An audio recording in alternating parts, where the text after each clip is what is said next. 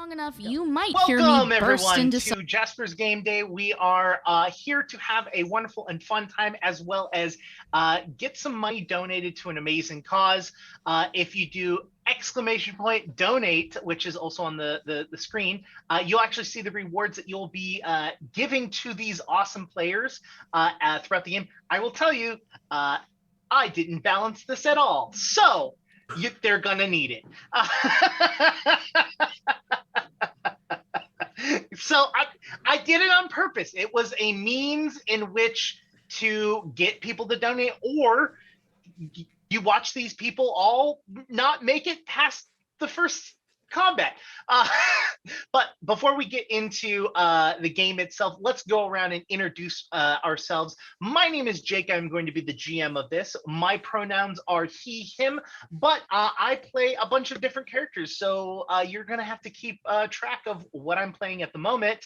Let's go around based off of what I see on my screen, which is Liv. You're up next. You're dead last, V. You're dead. Yes, on my screen. You're dead last. So fine. I'll wait. Yeah, it's just funny because they're right next to you on Zoom. Oh. Y'all are besties on Zoom, or not Zoom. On the we're on Twitch. Zoom. On the overlay. Gotcha. Hi, my name's Liv. I know exactly where I am, and I know exactly what I'm doing at all times. I'm going to be playing Raza. She is a Strix, so this is going to be fun. Bird person, never done that before. But yeah, my name's Liv. You can call me, or you can find me on Twitter at liveinaday, she, they. Happy to be here. Hey. Awesome. Next on my screen, I've got Anna. Yes, I'm Anna, pronouns she, her, hers. I will be playing Ophelia, who's a sorcerer, a halfling sorcerer shadow dancer. So that should be interesting. You can find me on Twitter at Anna Woten. And she may or may not use shadow puppets to cast. Should be fun. So do you have to carry around your own source of light at all time? I was debating that. I'm just hoping the DM is very nice to me, and there's always at least a little bit of ambient light. Ophelia is her own inner light. Just so powerful. Also, no, because Megumi from JJK doesn't need shadows or light to cast a shadow, so no. There you go.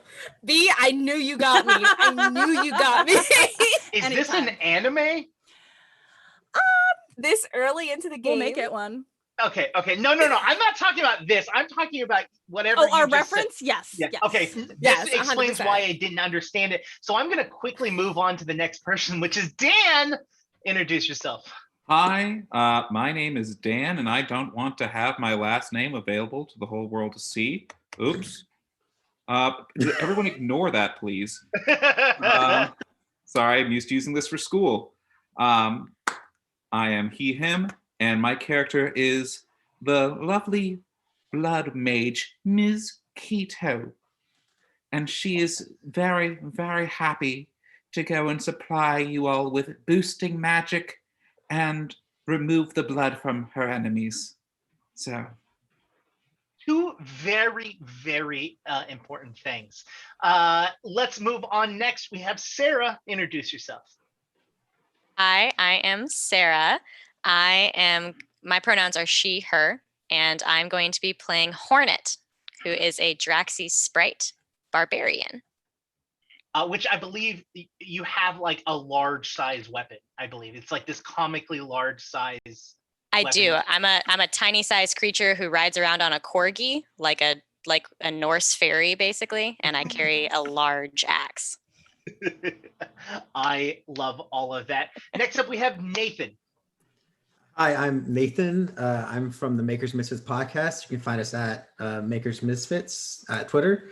My pronouns are he, him, and I will be playing Haxie, the lizard folk fighter. And just by listening to all of these character descriptions, she will be the stoic amongst all this chaos. Nice. And last, but certainly absolutely not least, B. Zelda. Hey, what's up? My name is B. My pronouns are they, them. And I'm playing a character that I play for a lot of charity streams, except I'm using an entirely different character sheet. So I am playing Yumi, and Yumi in this instant is maybe a goblin. We're not really sure. They kind of look like a little tiny cat with bread around their head. I think the bread is the goblin part, and we are a champion. I love all of this. All right, now that we have managed to get our introductions and everyone knows who you are and of your characters, let's get in a little bit of the story and what exactly is going on. All of you are a group of adventurers that have been working together with a very secret organization, and you are all called magpies. That is the organization's group name for all of you, and you all live over here. Already mad at me. I was literally about to say, Jake using bird names for a group. Shook. We are wow. Must be a day that ends in Y. It is not my brand at all. Not even a little bit. So all of you are part of Project Magpie, and all of you are heading off as a little group to figure out different issues that are happening throughout the world. The current mission that you're on is that you are setting sail off to this far off land where there's believed to be a central source of what seems to be of great power. And normally it is protected by both elementals of ice and wind and lightning, but for some reason has slowly been corrupted and has been having issues that has been far off reaching problems. Fish and underwater living has been atrocious due to this one piece of land, and no one can quite get there. But all of you on the USS Gambit, which it's technically not even a USS because that's how you do like anyways. It's a USS. Pass it around from Yes. boats to boats. Yes. Like how horses are named like one base thing. That's how we name boats in this universe. Is that how horses are named? Yeah. I'm not a horse person. I'm not an equestrian, so I cannot. You're not a horse girl? God, you could have fooled me. Wow. I have the brushes, but I've never done it. So that is where we're going to start our adventure off. All of you are on the Gambit. You are all spending the evening as you get closer. You are almost to your destination, and the skies around you have blackened and darkened, but the seas themselves are pretty calm. But you can see in the distance your destination. Lightning is striking, and you can see rainfall and black clouds swirling over it as you start to move over it. Is there anything any of you would like to do before we reach our destination? Whoever casts puppet shadows, I would like for a puppet show while we're getting to the destination. Absolutely. Yes. What kind of puppets? What's your favorite animal? Oh, a cat, because I'm kind of shaped like Cat. a cat. Yeah. Yes. Then she'll make a series of cats, and as she moves her hands away, the cats stay, and they begin moving around on the walls. And she creates this whole scene of cats playing and rolling around yarn balls and things like that. I attack the walls. As you do this, one of my animal companions, Coco, who is this large wolf, also joins in at attacking the cats, the imaginary cats. That one, get that one. Oh, come on. Could do better than that. My corgi Caramel also joins in on this hunting of the cats. You get the left one, I get the right one, and you get the center, okay? We're not Okay, getting so any I'm going to cats. start sending them across the all across the deck of the ship. Rasa is perched on one of the one of the parts of the sails. I know masts go straight up, but yeah, she's like perched on one of it, just absolutely loving the chaos. Like these animals running free, chasing something that they will never catch. Love that. Peak comedy. That's how we tire ourselves out, Every time Taxi. they catch one of them, the shadow bursts out into a bunch of smaller cats. What? Never all- ending fun. You are all having this wondrous fun as lightning strikes and momentarily blinking out the shadow puppets as it is so rare. Just a quick brief moment of this as all of a sudden you feel the ship itself list to the side, not tipping over, just slightly moving to the side, as if something were just nudging you along, almost pushing you away from your destination. Ozza, I believe you decided you were going to be a swashbuckler. Are you the captain of this ship as well? You are somehow Yes. also okay. No, I was whispering. Yes, and I'm terrible at it. I'm absolutely terrible. Okay. So so the thing about Strix is that they are kind of like not part of society. And I think and Rasa for some way somehow ended up being a part of society. She every time you ask her how, it's a different story. It's always fantastical. And she may or may not have been like she calls herself a professional. What? Don't ask. You also get 1,000 different stories, but most people would call her a swindler. And she somehow got this ship and hired you all on. Sometimes you get paid, sometimes you don't. But at the end of the day, I'm captain and nobody's gonna check me. Whomst? None of you. Wonderful. Well, Captain, oh Captain, roll me a perception check. Don't like that. I don't know why I got so nervous all of a sudden. I was like, yeah, we're just gonna sit here, have fun, goof around. I have to do things? Never, ever, ever. I will never, ever allow that to happen. I know, you hate me. Okay. Okay, perception, it's there we go. That's what I'm looking for. Damn, these numbers high, bro. Oh my god. Yes, I don't understand. Shit. Liv has been playing a level 1 character for a while now. So long. Okay, shit. Now I have to do Gotta love math. It's okay. What makes it worse is the last time we actually played together, Liv played a level 0 character. So it made and he just y'all, when I say womp, ugh. I got a 34. 34. I love it. From the water itself, it's almost like what is moving you is a creature of the water itself, except for you can see that it is crackling, almost like lightning as it glows. And from the water, 4 large tentacles come from the ground, almost eel-like in themselves, as the electricity kind of sparks across it as it starts to swing around. I'm going to need everyone except for Liv to roll me your initiative.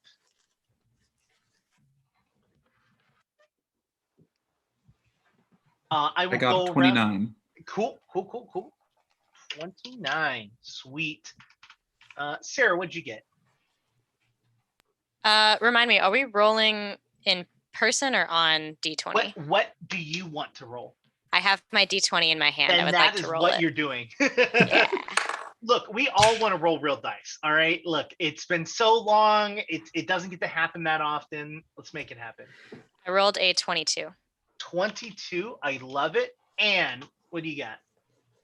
Anna, sorry. 31. 31. Awesome.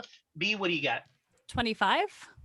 25. And Nathan, what do you got? I got 27. 27. Okay, I love these initiatives. So these are going to be the initiatives that we're going to be using for the rest of the game, as to not have to do this over and over and over again. Which means, Liv, you have the first roll, or you have the first roll, and you have the first actions to do what you want. What would you like to do as you see these tentacles pull from the ocean?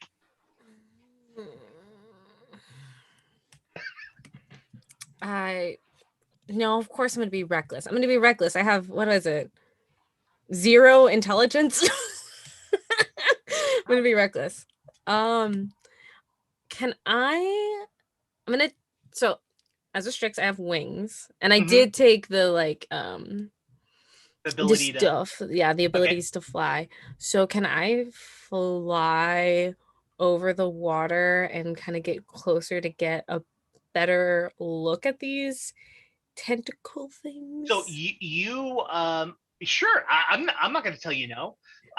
You flap your wings and you spend an action to move up and do you want to move over them? They are reaching out of the ground. They're out of the ocean. Yeah, they're literally like Um, swinging up around the ship. At any moment, they You can know what? grab the ship and pull it under. You know what? Scratch all of that. I am still going to fly though. I'm gonna swoop down and I'm just gonna start like yelling at the crew. Because it looks like we have to have some sort of, honestly, never mind, this looks like a party boat. We have a jacuzzi and what looks like a bar. This is proper adventuring boats. This is what this is. Jacuzzi, bar, and I don't know if you noticed, there's also a tree on your boat with There birds. is that, you know what? I appreciate the accessibility and the comfort levels. Do we have weapons? Yes, you have all your belongings. That being said, we just got a donation to add a creature, and we're going to do that. Already, they have decided your fates for the evening, and we're going to add a random creature. As I'm pulling that up, Liv, why don't you go ahead and continue to tell me what you would like to do? So you spend an action to fly. Let me like clarify. Do we have like cannons or anything like that? Of Oh, course, on I've the got boat. like On the yes. boat. Yes, of course. Yes. Okay, cool. So as I'm like flying, I'm just yelling at the rest of the crew, like, everybody to arms, get on the cannons, get on the do something. Stop chasing the cats, do something. And like I also get distracted by one of the cats as I fly, but it's fine. I make my way over to one of the cannons and start loading up to try to attack one of the tentacles. Okay. Roll your attack. I'm gonna say movement to 1. I'm gonna say your calling out to action is gonna be a free action, and this will be your second action to roll an attack.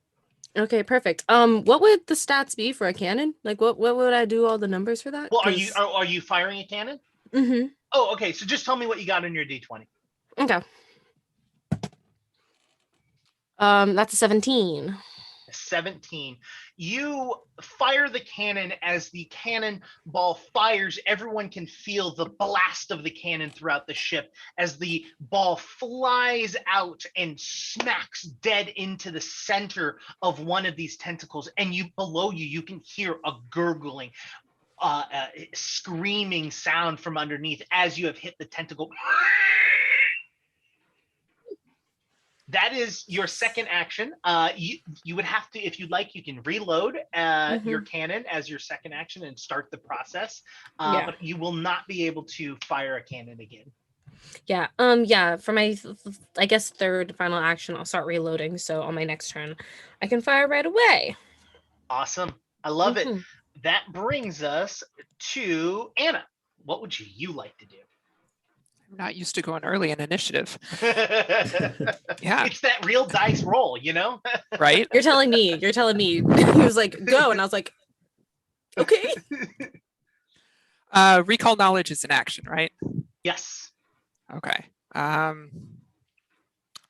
Instead of that, knowing that Yumi is our champion and they like to get up close to things, I'm going to metamagic reach, and on Yumi's shadow that's cast across the ground, I'm going to create wings and cast fly on them. Nice. So you can now fly. And Very those are cool. all 3 of my actions. I love it. All right, that is going to bring us up to Dan. All righty. Ms. Quito looks at the nearest tentacle, looks over at her dog, Coco, just gives him a little scritch behind the ear and casts Enlarge, heightened to the 4th level, turning him into a huge creature, giving him a reach of 15 feet. Nice. And then she just says, fetch, giving him 2 actions this turn. He is, I believe, now capable of striking the tentacle without moving. Yep. All right. He is going to use his first action to attempt to bite it. That is a 23 to hit. That is 100% going to hit. Awesome. It is normally 2d8 plus 8, but because of the enlarged spell, it'll be 2d8 plus 12. That is 6 plus 12 is 18. 18 points of piercing damage. And as he tears on it, he will use his second action to perform a knockdown, making this tentacle prone, if that is a possibility. Okay. As this creature, you can hear it as it starts to wiggle and move around, and you can clearly tell that it is in pain.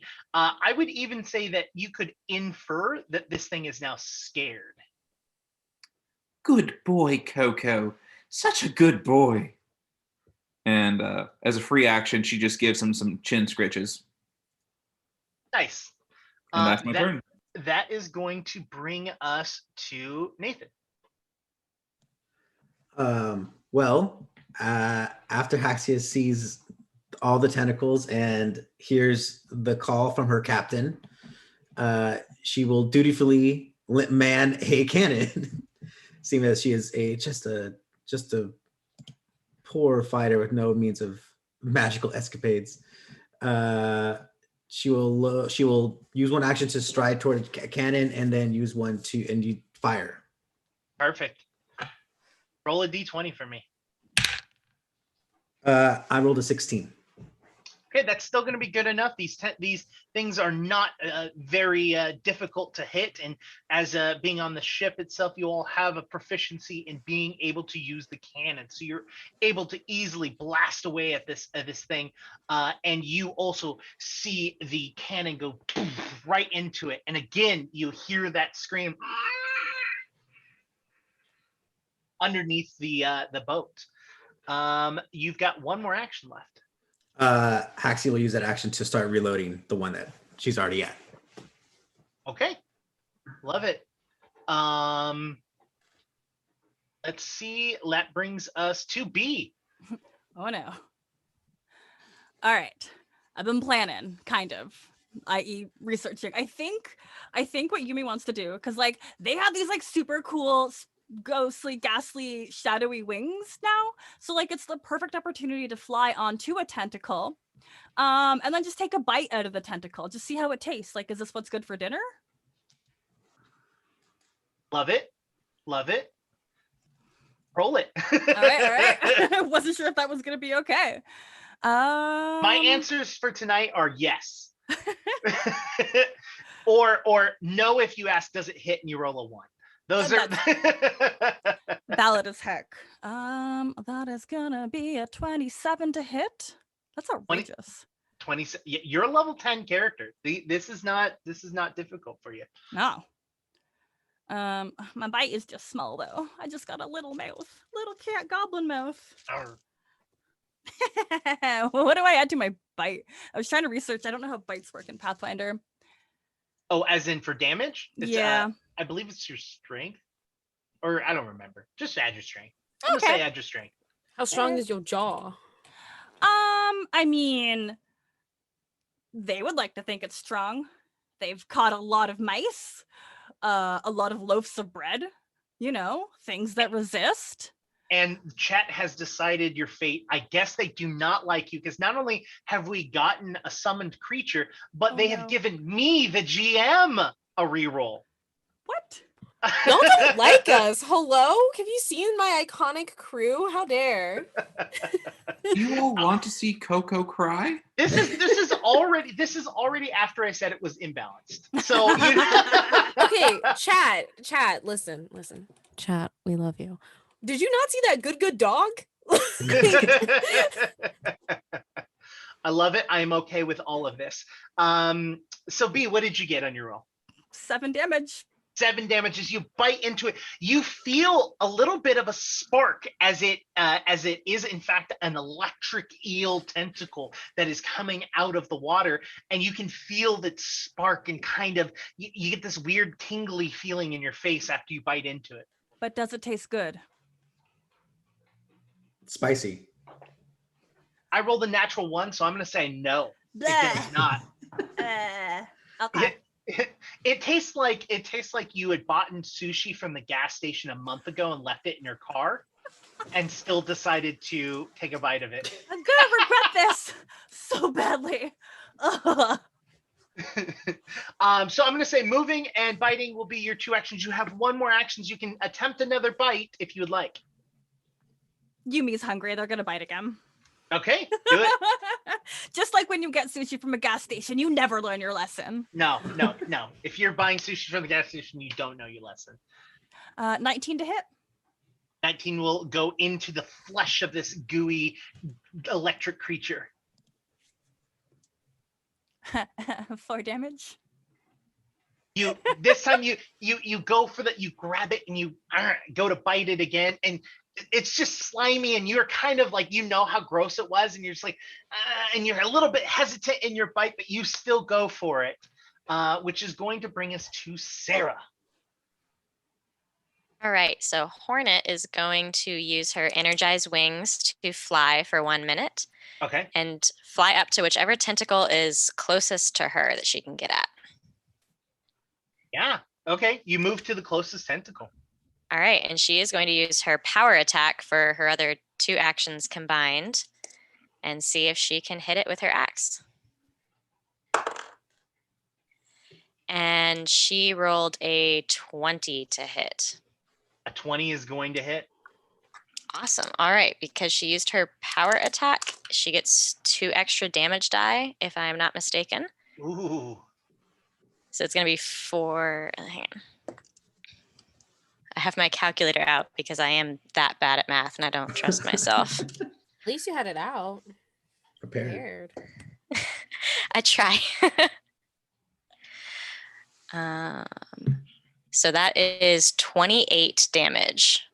28 damage. Yeah, this describe to me how this hit happens. It's not dead yet, but it definitely does a huge chunk of damage. I want to hear from you how it looks.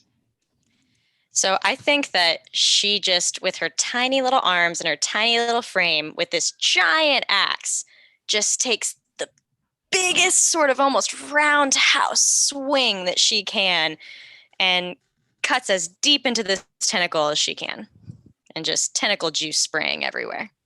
I would say for the rest of you, you literally see almost a flying axe. That's really all you see. So some people, you have even used this to your advantage as a party, that people think that this is actually spiritual weapon, and it is gone around, but in fact there is this tiny little sprite creature that is swinging around this giant weapon, and you all see this happen, and from below you hear the sound again, this screaming sound, but the tentacles themselves pull back into the ocean as they disappear underneath. And for a brief moment you think, that wasn't as hard as I thought it was going to be, until a giant creature comes out the front bow of the ship. It is a gigantic goose hydra that comes out of the water. And you realize that previously that sound was just the sounds of the geese making their noises under the water as they come out of the water and go right up onto the front of the boat, and they're going to make a few attacks. I'm going to say, Hazel, you're going to be hit first, because it looks like you are in the front of the boat, or at least for now, because things happen and you were the first there, I saw. So it is going to make its first goosey attack, and this, my friends, is the creature that all of you donated for, by the way. So thank you very much for donating and bringing this goose hydra to this game. And it's going to make its first bite attack, which didn't roll phenomenally, so that's good. Does a 29 hit? No. So you feel this goosey hydra go, and it tries to attack you with its beak, and then it's going to attempt to make a second one. where I roll phenomenally better, and even with the minus, does a 37 hit. Yeah, I think that hits. Cool. Hey, you never know. At level 10, 37 might not hit. You do not know. As its goosey beak snips at you and goes for you, it is going to do just a little bit of damage. Not that much. You're going to survive this. You know, for now. For now. All right. Or maybe not, because I rolled almost max on this. I rolled 2 below max. So you're going to take 30 points of damage. That is acceptable. And that is the goosey goose's goose turn, which brings us back to Liv.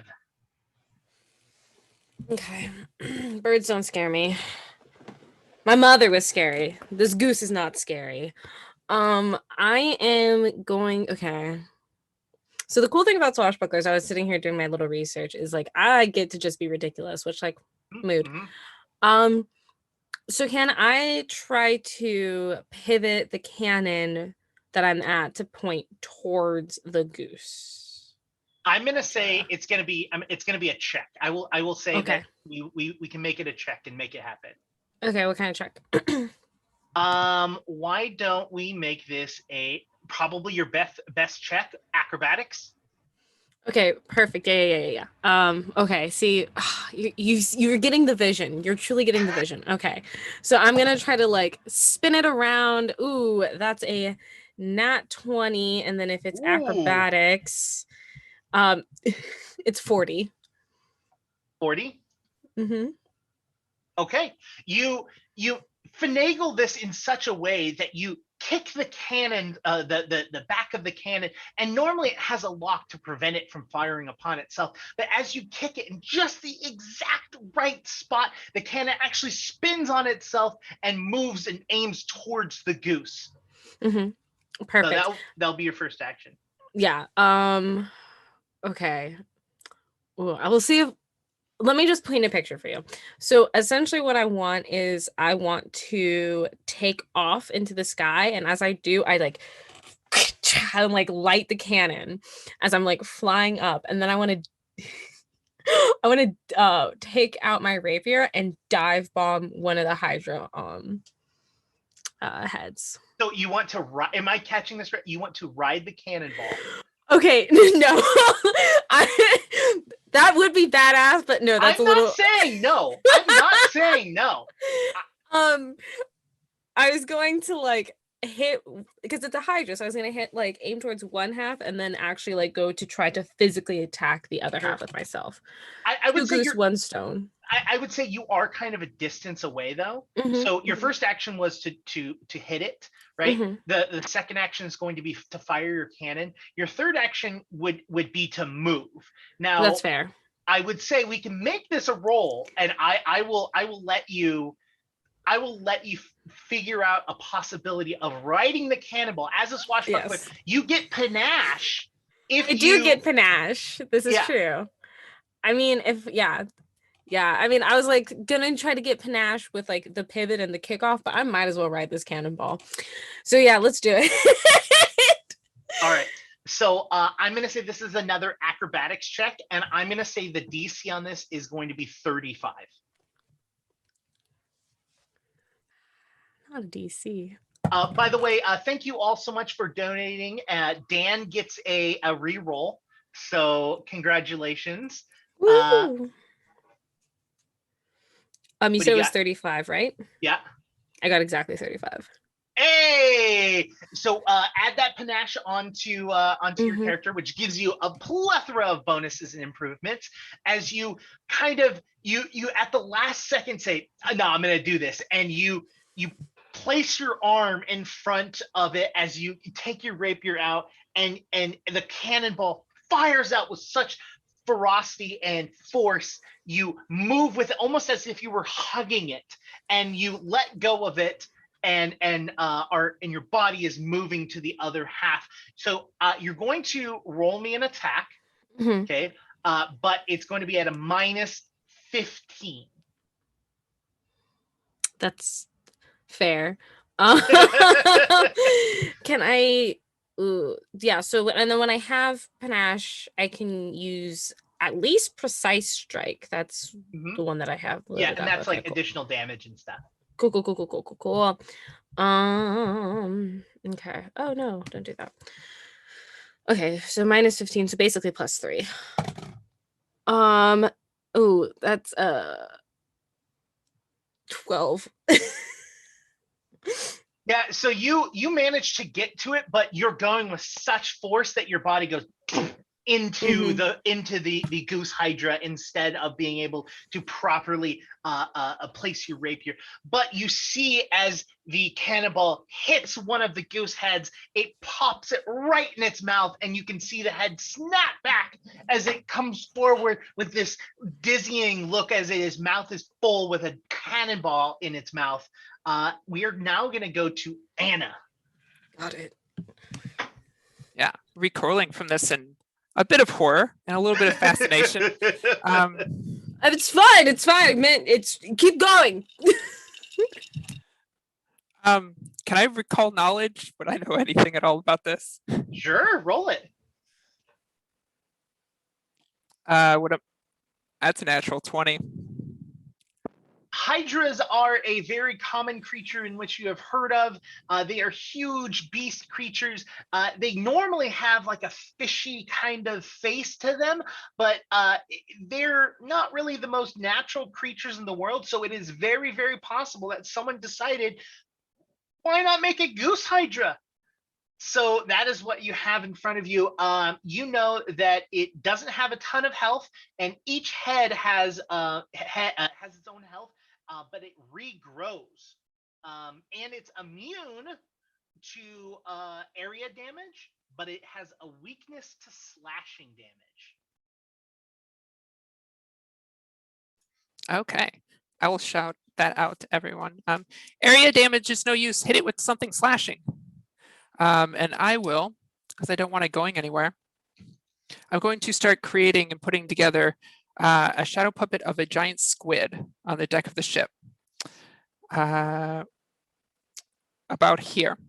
It's going to be a 20-foot burst, and I wanted the hydra just inside of it so that if it moves this way, it has to move through the area. Okay. And as I complete it, the tentacles start writhing and lash up from the ship and attempt to grab the hydra. Ooh, roll it. Oh, yeah. I make a spell attack roll against the Fortitude DC. Mm-hmm.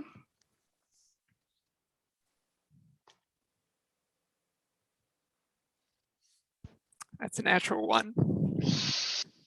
Yeah, that's what's its total? What's your total? Because you're still a high level. That is a total of 20.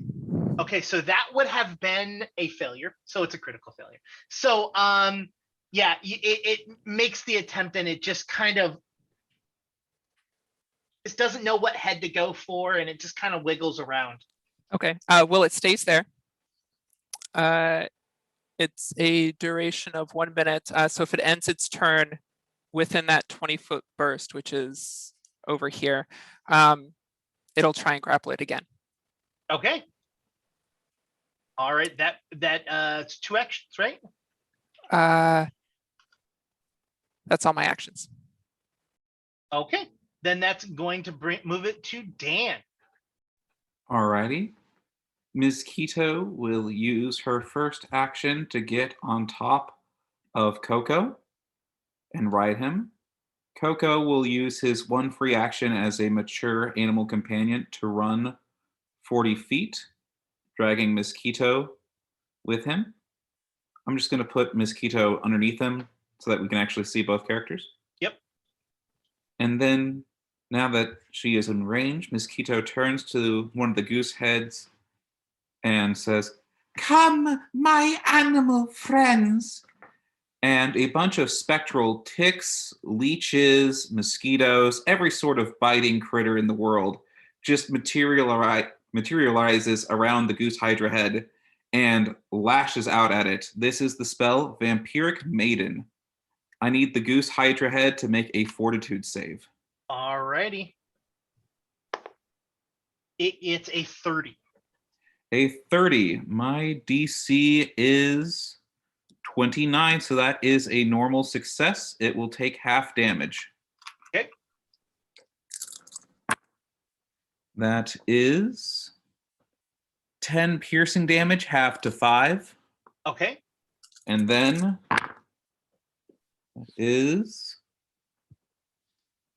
10 again, negative damage, halved to 5. And I will gain 5 temporary HP as these biting insects and other vampiric entities kind of drain life over towards me. Do you want to describe to me what it looks like as these like things get pulled to you? Yeah, so all these leeches and mosquitoes just latch on to this goose head. It thrashes off most of them, but a couple get a good couple bites, and you just see like this stream of blood defy gravity and float into this little cup that Ms. Keto has in her hand. And you see that there's these little bubbles at the bottom of the cup. They appear to be tapioca or bone marrow, something like that. And she just, oh, I so do love my Blood Bowl tea. And she gains her 5 temporary hit points. I love it. That brings us. Is that your whole turn? That is. She Wonderful. had 3 actions, 1 to mount, 2 for the spell, and then Coco has his 1 action as a mature animal companion unless I tell him to do something. Cool. That brings us to Nathan. So after that horrific scene of insects and other little things just bite into this thing, and after getting bit by a goose, which is all by itself terrifying, Haxie will ready herself, grab her spear, let out a cry, like a loud, just like battle cry, and she's going to attempt to make an intimidating strike on this thing. She wants to make this goose hydra afraid of her. I love it. Okay. Roll your intimidation, please. On the intimidating strike is it's a two sorry. action Yes. thing. Yep. So, Just so everyone knows, as Nathan is rolling this, I still to this day am going to say that intimidating stare and a scared to death should stack. But anyways, keep going. okay, for the strike, it's a 28 total. Oh, I'm sorry, 38 total. 38 total. I love it. That is 100. That is a critical hit. That is a critical hit. Oh, all right, amazing. So that's great. So I'll do my damage, which would be 4d8s, and then 7, 16 plus. It was going to be 24 points of piercing damage, and because it was a critical success on the intimidating strike, the goose is now frightened 2. All right. Yeah, so as all 9 of its heads are now afraid of this medium-sized lizard folk warrior, and then she's just gonna make another strike with the penalty. She'll stand her ground and fight for her captain and her crew. That would be a 31. A 31 is definitely going to hit. It is not a critical, but it is a hit. Okay, and that's gonna be only 7 points of damage. Oh, I'm sorry. Not 7. 13 points of damage. With both of your hits, you manage to hit away one of the Hydra's goosey heads as it flops over onto the ship, and you can see the feathers and the amorphous shape pull from its neck and shape into another goosey head. As she sees this, she's just gonna say, "Good, more chicken for me." Also, I'm sorry, I forgot to mention, because it's a critical with a spear, the goose hydra is now clumsy for 1 round. Nice. Also, thank you so much, everyone, for donating. Liv, you're going to get a D10 onto any one roll. That includes damage. Okay, so if you hit and you want to do some extra damage, you can add a D10 to any one roll. It is one of my favorite things that I do in my home games, which is adding that plus 10. It's just a fun little way of either pushing yourself to make sure that you succeed at a roll, or, you know, if you roll a crit and you decide an extra D10 of crit damage is where you want to live. Just saying. But B, it is your turn. All right. Wait, can I ask something really quick just for a clarifying question? Hazi's just attack. What kind of damage was that again? Sorry. The Hazi's last attack. It was piercing. Piercing? Okay, cool. Spear. Yeah. That's what I wanted to double check. Cool. B, your turn. Okay, with the knowledge that slashing damage is what does a little bit. So you'll have to kind of guide me a little bit on this, but I have a little something called a sun blade. So in addition to like these little cute like shadow wings, this like blade summons on the top of like Yumi's like little back and like through the bread that was around their head. And it's super heckin' bright. Like it is so bright. These poor geese probably think it's like morning time now and they're all a little confused. But like to y'all, it just kind of looks like a regular sword. It's nothing special, but it does some pretty cool things. So let me roll to hit and see if I can math this out right. What a weird things that I have to apply. That's a nat 20. That's cool. That's cool. That's cool, right? The cash. It's just so like it's a light day. Just so casual. No, I roll these basically every second. It's fine. That's just gonna be a lot of damage. So it's going to be your normal damage that you do with the Sunblade, and then it is double that. So you're just going to double the overall amount. So Sunblade is when I look it up, it's I'm little. I just grabbed it as like a small, so a D8. Well, are you talking about the focus spell? Is that what you're using, or are you using an item? Yeah, but like so the focus spell, it means I summon a sword, and the sword itself acts like a bastard sword. Mm-hmm. So the ray deals 1d4 fire damage. If the target is evil, the ray deals an additional 1d4, and it is an evil creature. Oh, it's evil. So it's going to do 2d4 damage, 1 of fire and 1 of good. If the target is undead, the ray deals an additional 4, which it's not. I didn't think it was evil. It's too cute to be evil. If geese are probably the epitome of what evil things are. As the resident Canadian, they are absolutely villainous, and I wish them all terrible things. Yeah. Would you rather, little ponder question, would you rather fight 100 geese-sized horses or 1 horse-sized goose? Just simmer on that. 1 horse-sized goose. I will say, even though you see the other key thing to your blade is it says that if you are in sunlight, natural sunlight, the blade does D6s instead of D4s. So you're going to roll 2d6. 2d6, yeah. Her spell is heightened to level 5 automatically as a focus spell. So you're doing. That was the part that I didn't understand. You're doing. It says heightened 1, so that is 4. So you're doing. Oh gosh, I need more dice. You're doing 10d6 damage. Oh my god, I'm googling this. Actually, I can use Roll20. You can. It's almost like it has the ability to do that. Hashtag not sponsored. Oops. You know what? Let's do it over here. Boop. And I need 10 of them. I feel like I'm some kind of wizard. Pathfinder, where every class feels like a wizard class. It is fun though. 34 damage, look.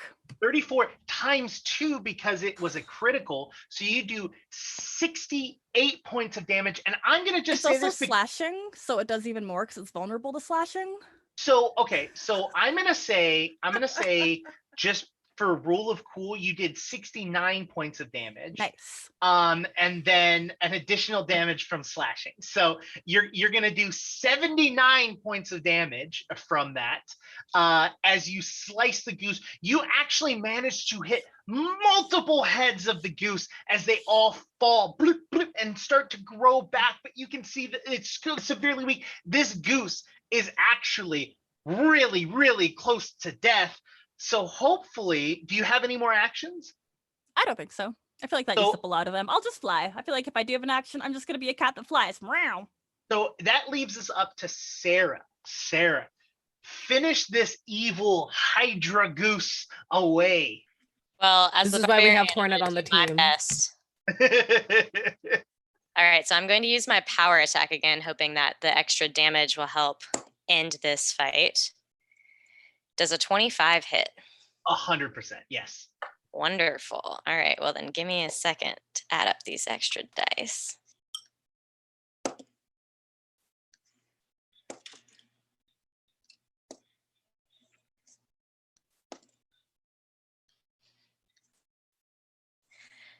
$36 points of slashing damage.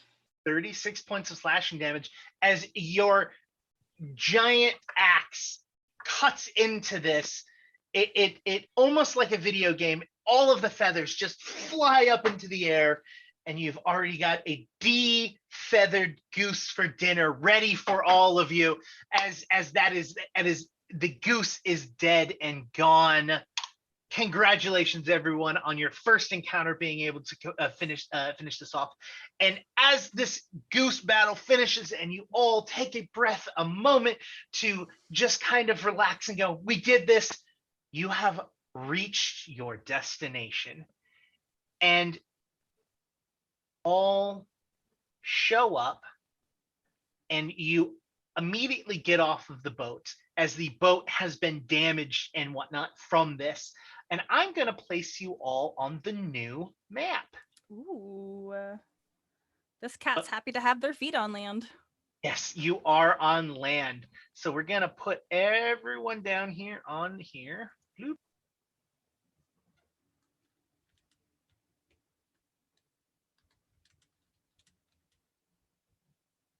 And bloop.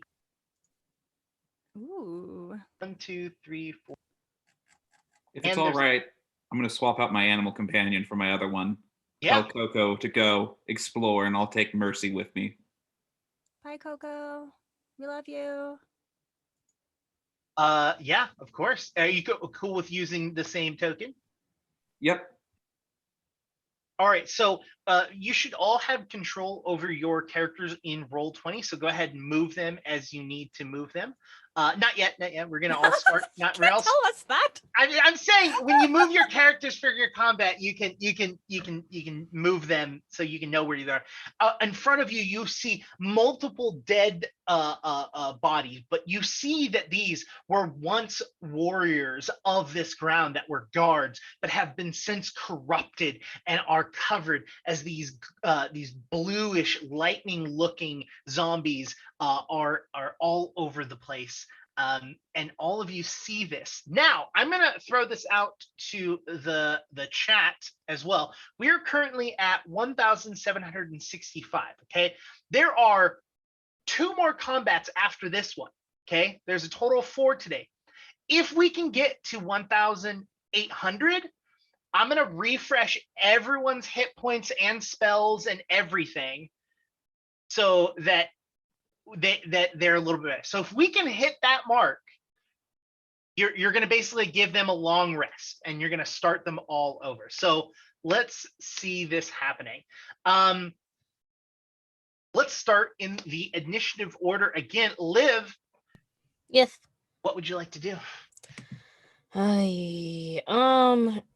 I mean, I live the player. I'm not stupid, but like I said, 10 intelligence. So can I try to can I do a vibe check? Can I try to suss this out? Can I Sure.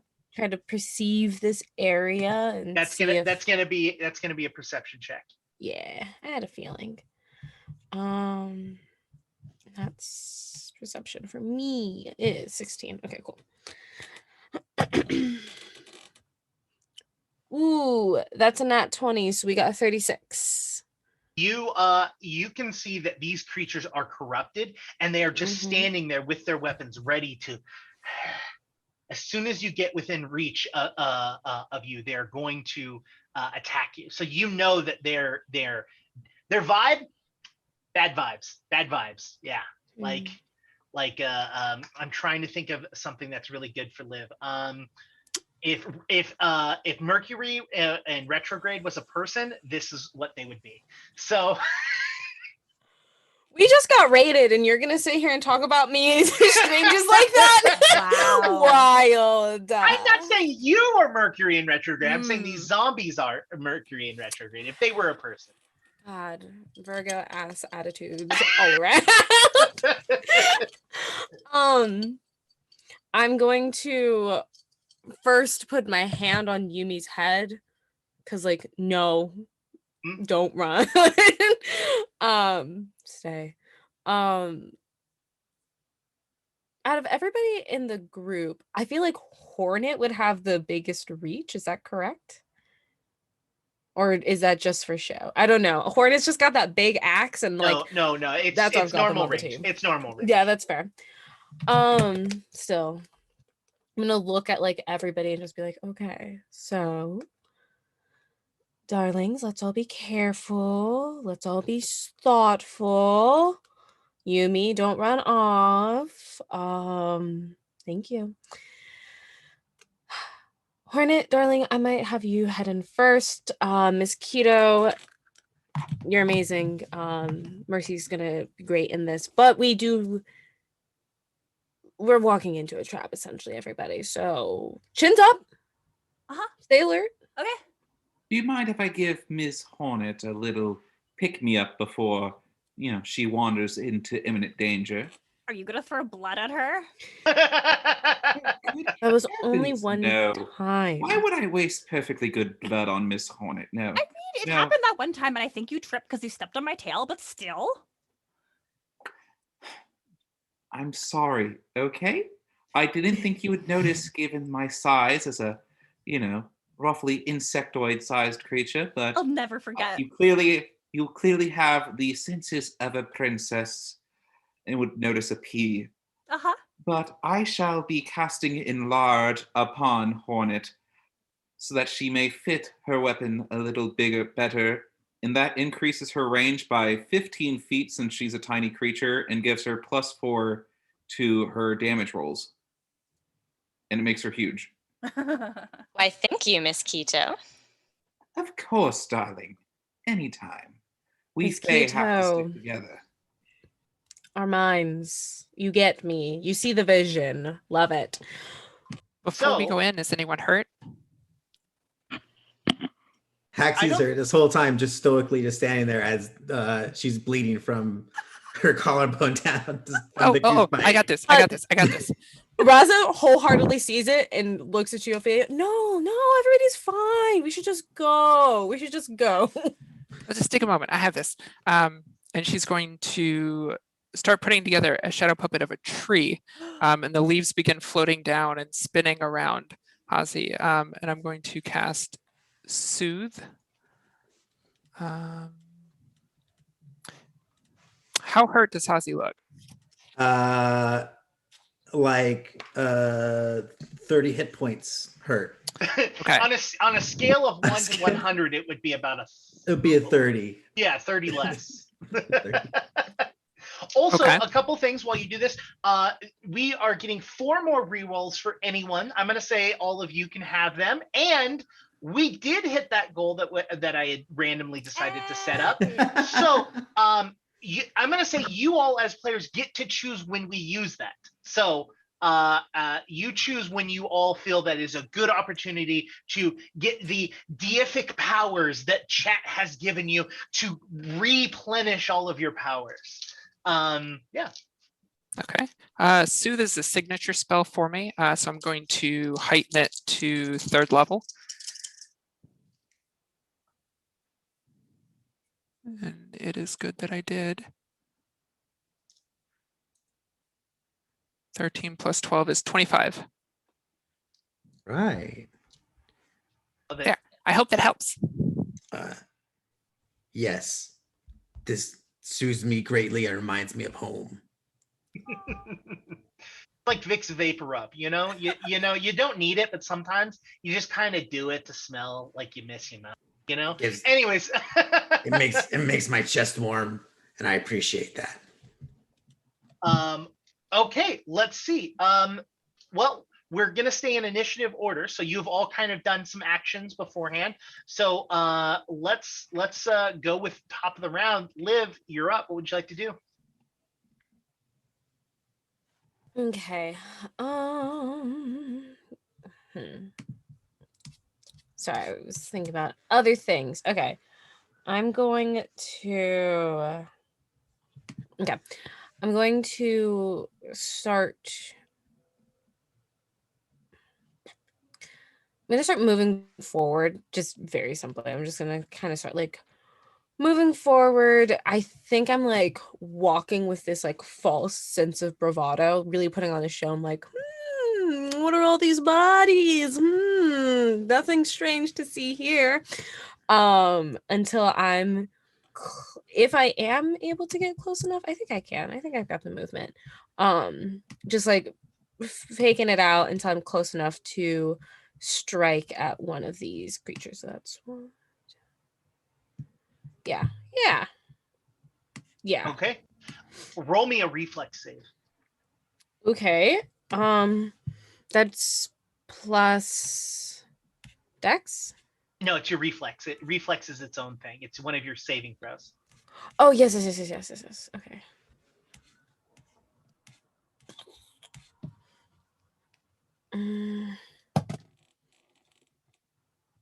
You know, we're also only, just throwing this out there, only $60 away from the next $2,000 goal. Just throwing that one out there. Wow, Just y'all throwing are that out. killing it. Okay, Jake, I'm so sorry. Where would I find that number? On your if you're looking at like a PDF of a character sheet, it's going to be in the center up towards the top. It's going to be right below armor. Unless you're using Path Builder, then Okay, I found it. That's gonna be 34. 34. That is a success. You're gonna only take half damage. Cool. So, oh my god, how many ones did I roll? 1, 2, 3, 4. I rolled 4 ones. You love to see it. I rolled 6 dice. I rolled 4 ones, a 2, and a 3. Cursed. Got to put him in the trash. No, Put him in those the are the ones trash. he's using for the rest of the night. Please. So it would have been 9 damage, but you're going to instead take 4 damage. Woo! As you move forward, the spark of electricity fills around you, and a lightning bolt just and you just dive right out of the way as you move through the area, only taking a little tiny bit of static electricity damage. But that's one action. You have moved to this creature. Feel free to attack it. Yeah, I'm definitely going to. I think like as I kind of dodge through the lightning and get nicked on the side, I swing my rapier out and move forward with my buckler to make an attack. And then I'm trying to think if there's anything that I can use. Boom! 2,000. Oh wow! Oh my gosh, y'all! Thanks. Woo. Love to see it. Can I use? Well, I guess they're finishers, so not really, but they're just blows. Can I? So finishers. So basically, you just say it's a finishing move, and Yeah, you okay, use cool. that, and it uses your panache. Oh, okay, I don't have any panache yet, so okay. No, you do. I'm gonna say you still have panache from riding the cannonball. Oh, awesome, dope. Okay, then I'm gonna try How do to I use not give you panache for riding a cannonball? You know. You're all right. and you should say it. I'm gonna use an unbalancing finisher. Nice. Yeah. So and that's gonna be Oh, Lord above. Guys, stay in school. Honestly, stay in school and get a useful major. That's gonna be a 33. 33. 33 to hit. 33 to hit. Yeah. Oh yeah, that is a critical success. Awesome. Okay, cool. And then 1d6. And that is going to be 10 points of damage, so it's critical. So you just double it. Yeah, so that's gonna be 20. Do I use my D10? Do I make it spicy? Fuck it. Never a bad time for spice. No very bad time for spice, and we just hit $2,000, so we're gonna spice it up. Yeah. Well, and also we have 2 additional rerolls and 1 additional D10 roll, and that's a communal. So Yeah, I'm using one of my D10s, and besides, it's critical, so like, why not? So that's a 6 on the D10. so 16. So instead of 20 damage, you're gonna do 32 points of damage. Yep. Yeah, you're using a rapier, right? Mm-hmm. Yeah, you just kind of Zorro across its icy chest, and it's moving, striking. You've got 1 more action left. Mm-hmm. I guess. Oh wait, no, because a strike is just 1 action, right? Correct. Yeah, so I'll go ahead and do it again. And that was an unbalancing blow. So if I strike it and I deal damage, it's flat-footed now. Okay, that makes it Cool. easier to hit. All right, cool. So I'm just gonna go ahead and attack now. I'm gonna use the same dice. Never mind, I shouldn't have. That's gonna be 24. 24. That is going to hit. Very close to a critical, but So cool. And that's gonna be another 10 points of damage. perfect. Awesome. This one does not look well at all. I think it would be fairly easy for Anna to take it out, as it is your turn. Okay. And these look like lightning creatures or undead or They look like they were like wind creatures. Like they're all blue and like almost kind of stone, but like ice. And before they looked very humanoid. Now they're very much undead. okay. That's not great for my spell list. Yeah, I'm gonna shout out to Ross. That was great. That was such a great hit. And then I'm going to make the motion of swinging a bow off my back, but she doesn't have anything in her hands. But her shadow that's cast by the lightning across the ground, she's holding a bow. She's going to pull it back, and I'm using Chilling Darkness. Okay. Yes, on the one that Rasa hit. So that's a ranged spell attack.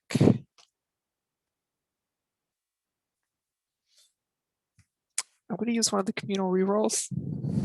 Yeah. Take it. Up. I do not roll well. I often roll very poorly. That's better. 30 total. 30 is going to be a critical hit. Nice.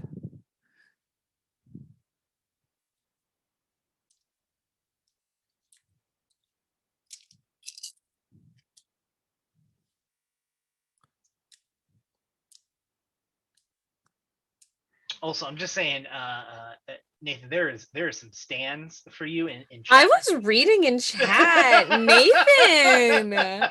You're giving it to the girlies and the gays. So that's 18 times 2 is 36 cold damage. Ooh, nice. I hope that hits. I hope that Yep, works. It's still gonna hit. Yeah. So it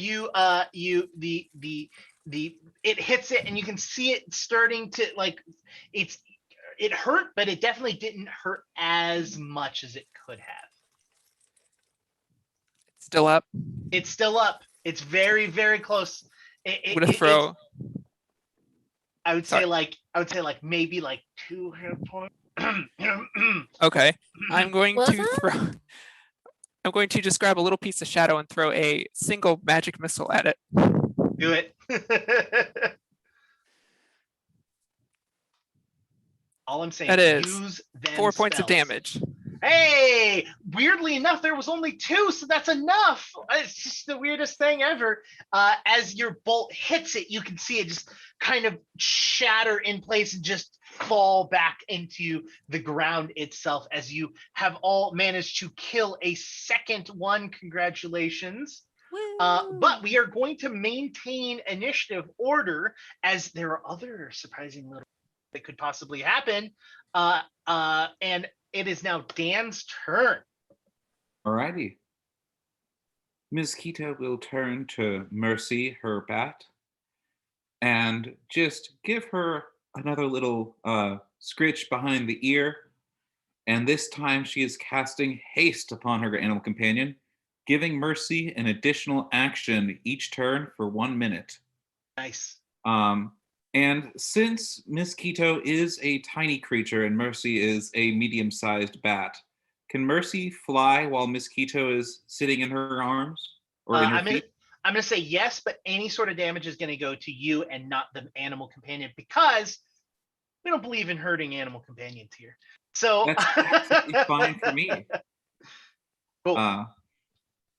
So Mercy is going to, since Miss Quito generally just sits in Mercy's legs anyway, Mercy is going to fly 60 feet over, carrying me with, and is that's 2 actions of movement. My turn, but Mercy has her 1 remaining action from haste.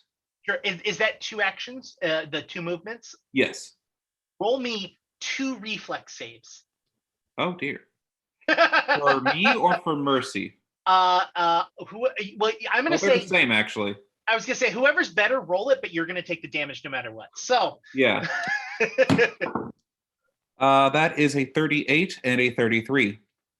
So the 38 is a critical success. No, both of those are just successes. I'm sorry. So you're going to take half of this damage I'm about to just. Here's my question. I'm going to ask you this. Would you rather take the full damage of 1 roll or the half damage of 2 rolls? Just go ahead and roll once to make it simple. All right. I didn't roll a bunch of 1s, so. Oh. 5. They're 10. zeros. That's no. That's not even possible. 18, 19, 20, 21, 22, 25 points of damage.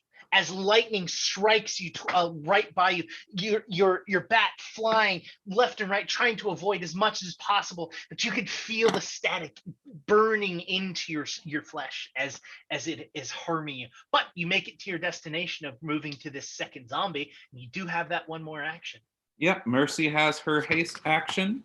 So she is going to go ahead and attempt a chomp on this zombie. And that is a natural 1. So I doubt the plus 17 the plus 18 is enough to make up for it. You have another reroll. That is true. I shall use my first reroll. That is an 11 plus 18, so a 29 to hit. 29 is going to hit. A 29 is a critical hit. Oh, wow. All right. That is 2d6 plus 6 doubled. That is 10 plus 6 is 16 doubled to 32 piercing damage from Mercy, my little vampire fruit bat. Love it. And yeah, since this zombie is not a fruit, I don't think Mercy is particularly interested in draining the coloration out of it. No, so probably not. I'm afraid that's where we'll have to end our turn. Yeah, I don't think I don't know, maybe icy blood, like a slushy of blood. That might be a little too much iron for some folks. Well, the problem is Mercy is a vampire fruit bat. She was a fruit bat first, so she drinks the color out of fruits like Banicula. So this is why you come to this, because you learn about Banicula, which it's not a thing I knew about. Did you grow up with Banicula? No. The bunny vampire who drinks the color from. Yes, that's what I was thinking of. Sounds fake to me. I've never heard of it. What is that? Oh my goodness! Got any examples you want to toss in our Discord so I can make sure you're not just making this up? It's like a book. It's a book. What? Okay, hold on. Okay, We can't hold off anymore. Too many people are asking for it. It is Nathan's turn. We must all must be silent for a moment. Nathan, give it to the fans. I didn't know I carried around such a big fan base, but I mean I gotta give them what they want. So all right. Well, the only thing to do is honestly, it's so far away. Yep. It's almost like I planned it that way. It's almost like you planned it that way. I don't even know if I can even do anything. Okay. Well, Axie will hoist her gear and just start making her way across this field. Hey, how many actions are you going to be spending moving? I will probably be spending. Oh, let me put myself back there so I can actually measure out how much. Nope, that's the wrong button. Sorry. I would estimate 1,000 years, 1,000 y'all. That is years. how far we are. 1,000 years. 25.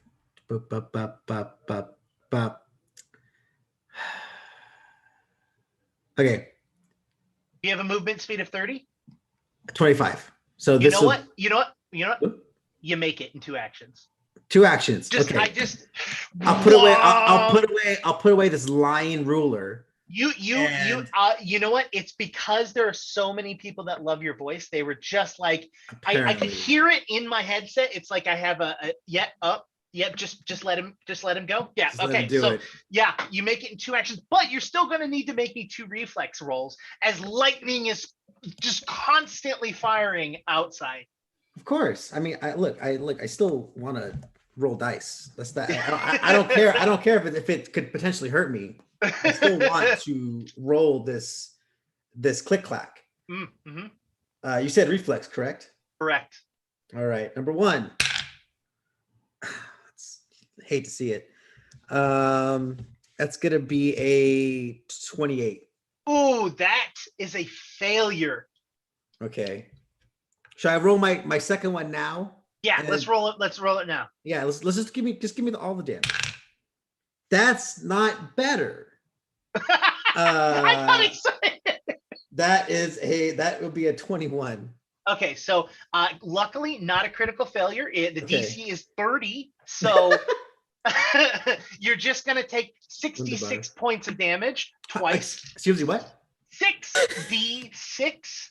I just imagine Hazi is just running with her spear up in the air like some kind of lightning rod, and not a big intelligence score here. Give it to me straight, Doc. So the first one is 21 points of damage, and I get to roll that a second time.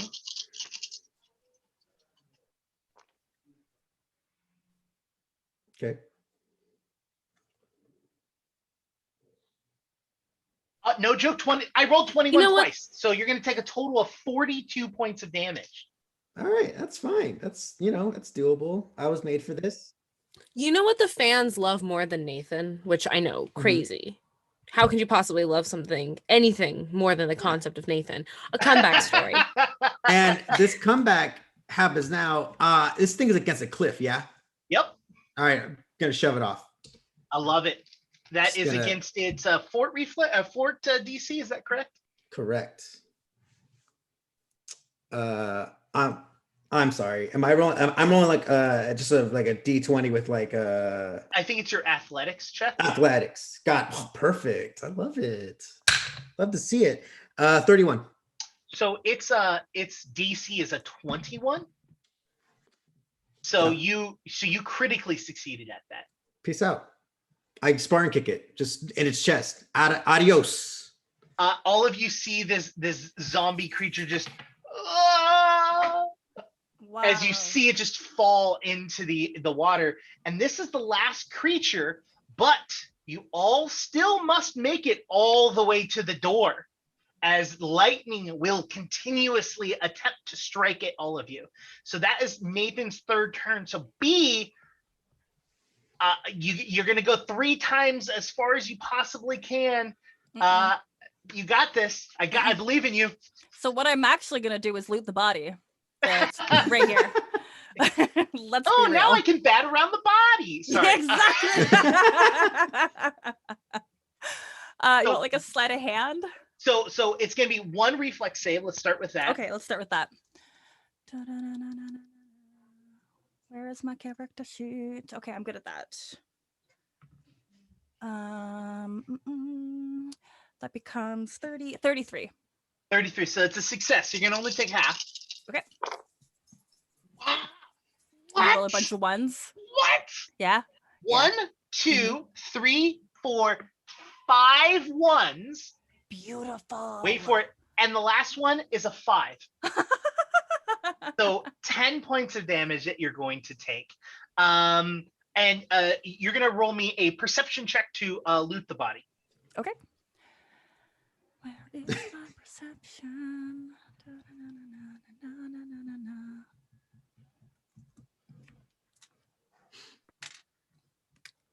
While B is looking for their perception, would I theoretically be able to carry some of our tinier crew members? Sure. Okay, cool.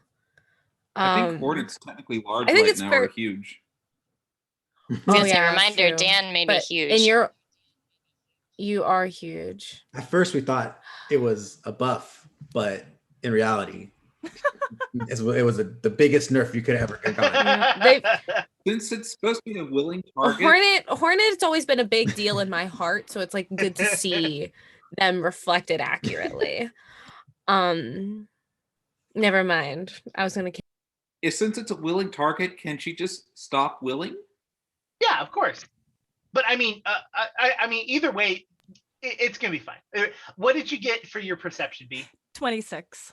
As you bat around the dead body for a little bit, you look around and you can find that it has a couple of small items. It's mostly a weapon made of ice. Like it looks like it is unmeltable ice, but it is a large, like scabbard sword. It's not a scabbard, scimitar. Why did I think scabbard? Scabbard's the thing that you put the anyway.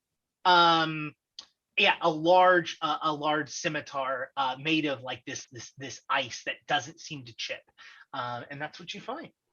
Okay. That's the coolest thing. Everything else is just like Carry you, but it's fine. shoot up bubble gum. It's an ice sword, It's so super it's cool. really cool. Ice cold. So that's your Um, second action. You got one more to go. Okay, I lick the ice sword. Okay. All right. Wait, I'm there, right? I stop Yumi. I grab Yumi by the head. No. But okay. A popsicle. Just I wanted to see if my tongue was gonna get stuck. You never know. No, darling. Not even a little?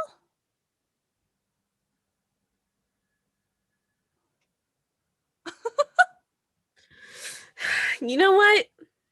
Do it. Do you need like a constitution saving throw or something? What is your character's intelligence? I haven't not looked at that once. I have to believe it's decent, and I'm just playing myself. No, because it depends on what part of the blade you lick. Because wisdom is knowing you shouldn't like lick the blade. Intelligence is knowing that you could at least lick it on the blunt side. I have 12 intelligence. Like I've got. Oh yeah, so you don't lick the sharp part, right? Mhm. This is not the Night of the Living Dead, not Night of the Living Dead, whatever, where you take the razor blade. No, No. you lick the side of it, and you do not hurt yourself. Now, to expedite a little bit of time, and because we're going to go into a break right now, I'm going to want everyone here to roll me 2 more reflex saves. Oh, gosh. 2 more. Can I cast shield first? Sure. Yeah, and I was going to bypass it. But Oh, yeah, if you've got a way to bypass it. Yeah, I start making a shadow puppet of a bird, and Ophelia disappears, and the little shadow bird flies across as I dimension door to the other side. Then you are good. If you've got a way around movement, just normal movement, you won't have to roll it, but you will expend your whatever slot or spell or whatever. So you are good. You make it across. You're just like, oh, F this lightning shit. Yeah, I do a And you couple of just- false starts, then I'm like, no, you know what? I'm just I've had it up to here. I got a 26 and a 32. Okay, 26 is a failure and a 32 is a success. All right.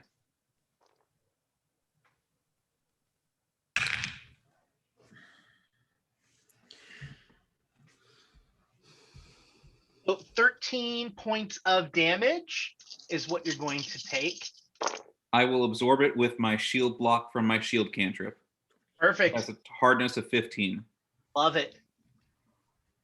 What about everyone else? I got a 20 and a 38. A 20. 20 is a critical. Oh no. It's bad. I got a 1 on that roll, so like. It's okay. I'll patch you up. Oh, good, thank you. Or you can always use that little gift I gave you. The reroll? Yeah. How many do we have left? Well, rerolls, you've got plenty. I mean, Okay. the gift I gave all of you, which was that you can all replenish your health and your spell slots. Oh. You remember you still have that as well. That's true. Yumi is going to take I'm ready. 38 points of damage. It's nothing. I'm singed. Part of my hair is on fire. It's fine.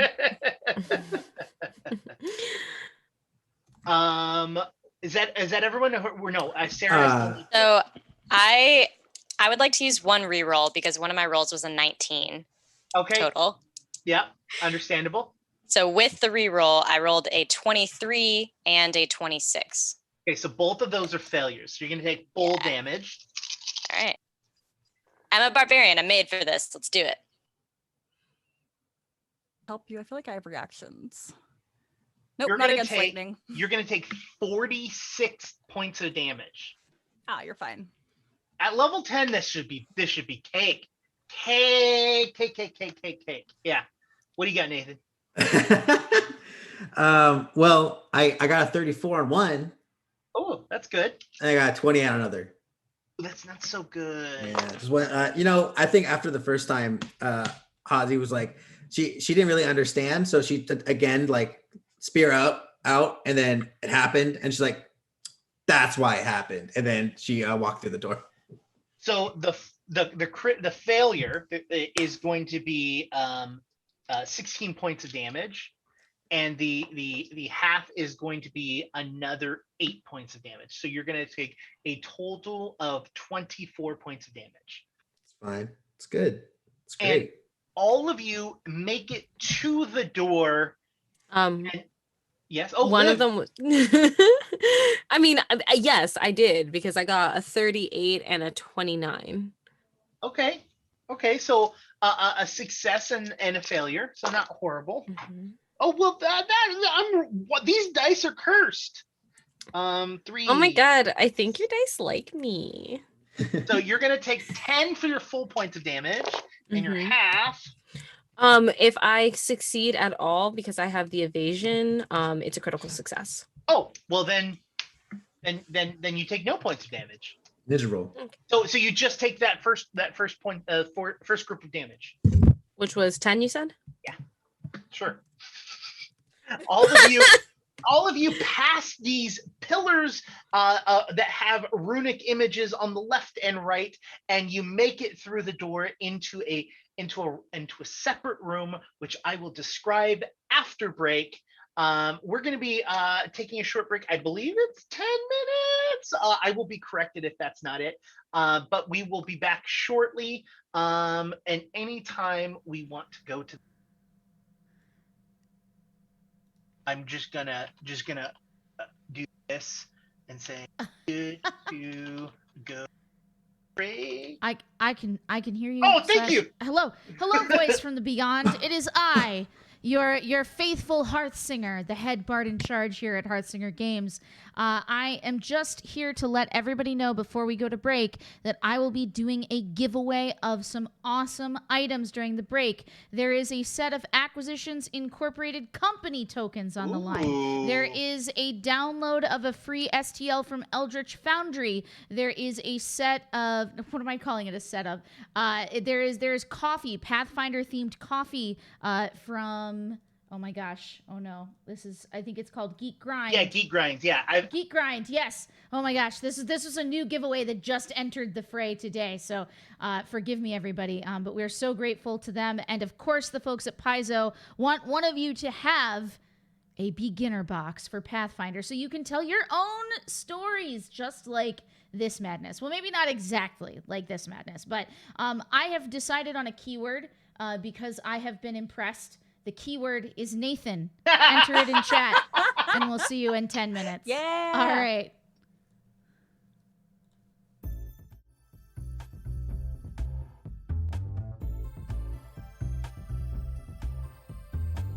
Welcome to Jasper's Game Week on Hearthsinger Games. I'm your host, Anne Richmond, aka Hearthsinger, the head bard in charge round these parts, and my Twitch and YouTube channels provide weekly TTRPG content with advice, news, and actual plays. You might also know me from the Lost Mountain Saga podcast, my work with the Glass Cannon Network, or the Starfound podcast. May 8th through 10th, I'm partnering with Paizo and awesome folks from all around the tabletop RPG community to bring you 4 incredible Pathfinder and Starfinder stories each day from noon to 1:30 a.m. Eastern, all in support of an amazing cause. Jasper's Game Day is a 501c3 charity that supports suicide prevention and awareness efforts. And their goal is to invest your donations in services that work to prevent suicide before it happens, rather than simply responding to the devastating aftermath. In the past, they have mobilized donations to support the American Association of Suicidology. They've rescued a teen suicide hotline that was going to have to shut its doors. They've donated to Lighthouse for Veterans and a crisis center with a focus on assisting minorities and girls at risk in the DC area. And starting now, we'll be raising donations for Jasper's Game Day at the address on the screen right here until May 11th. So please give generously if you're able to and help to spread the word.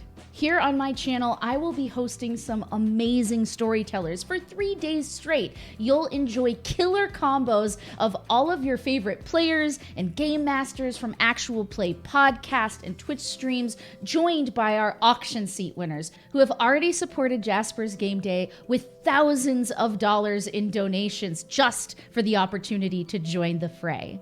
You'll even find me running and playing a few games myself. So make sure to give me a follow on Twitch to support content like this being made in the future. And of course, subscribe to my YouTube channel so that you can explore the VODs for any games you might have missed during the event. You guys didn't think I was going to send you on a quest without offering you some fat loot in return. Why am I becoming a Skeksis? I've been working my little butt off to make sure that there will be plenty of chances for you out there watching to win giveaways during every show. There will be beginner box giveaways for Starfinder and Pathfinder from Paizo to help you tell your own stories at home. There will be STL vouchers from my friends over at Eldritch Foundry to help you bring your own characters to life as stunning customized miniatures, and Acquisitions Incorporated currency tokens from the awesome folks over at Penny Arcade. So tune in for your chance to win and spread the word. So thank you for joining us for this important and joyful celebration of the good we can do when we play together. Now get out there and live your quest life. Bye! Baby bards, I'm Anne Richmond, aka Hearthsinger, the head bard in charge around these here parts, and you've made it. You've made it here to Hearthsinger Games. Here on this channel, I make tabletop RPG focused videos and product reviews. I give my tips for running and playing games like Dungeons and Dragons and Starfinder, and of course, I tell a few stories from my own adventures at the table. Like You've Been Crying a Lot is definitely the look for Strahd. And if you stick around long enough, you might hear me burst into song. And don't you dare look away, 'cause I need you to know I'm gonna go bag that Arc Fae. Atlas can rest his weary bones. Up where they walk, up where they run, up where they stay all day in the sun, wandering free.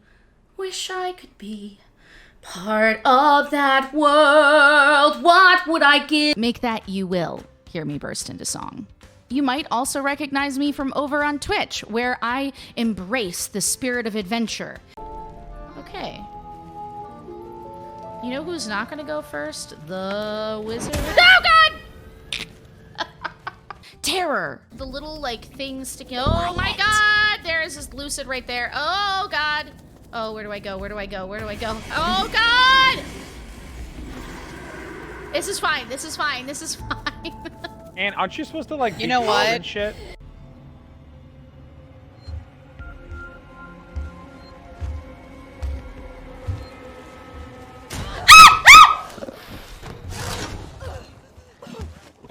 Okay, put your little mouth away.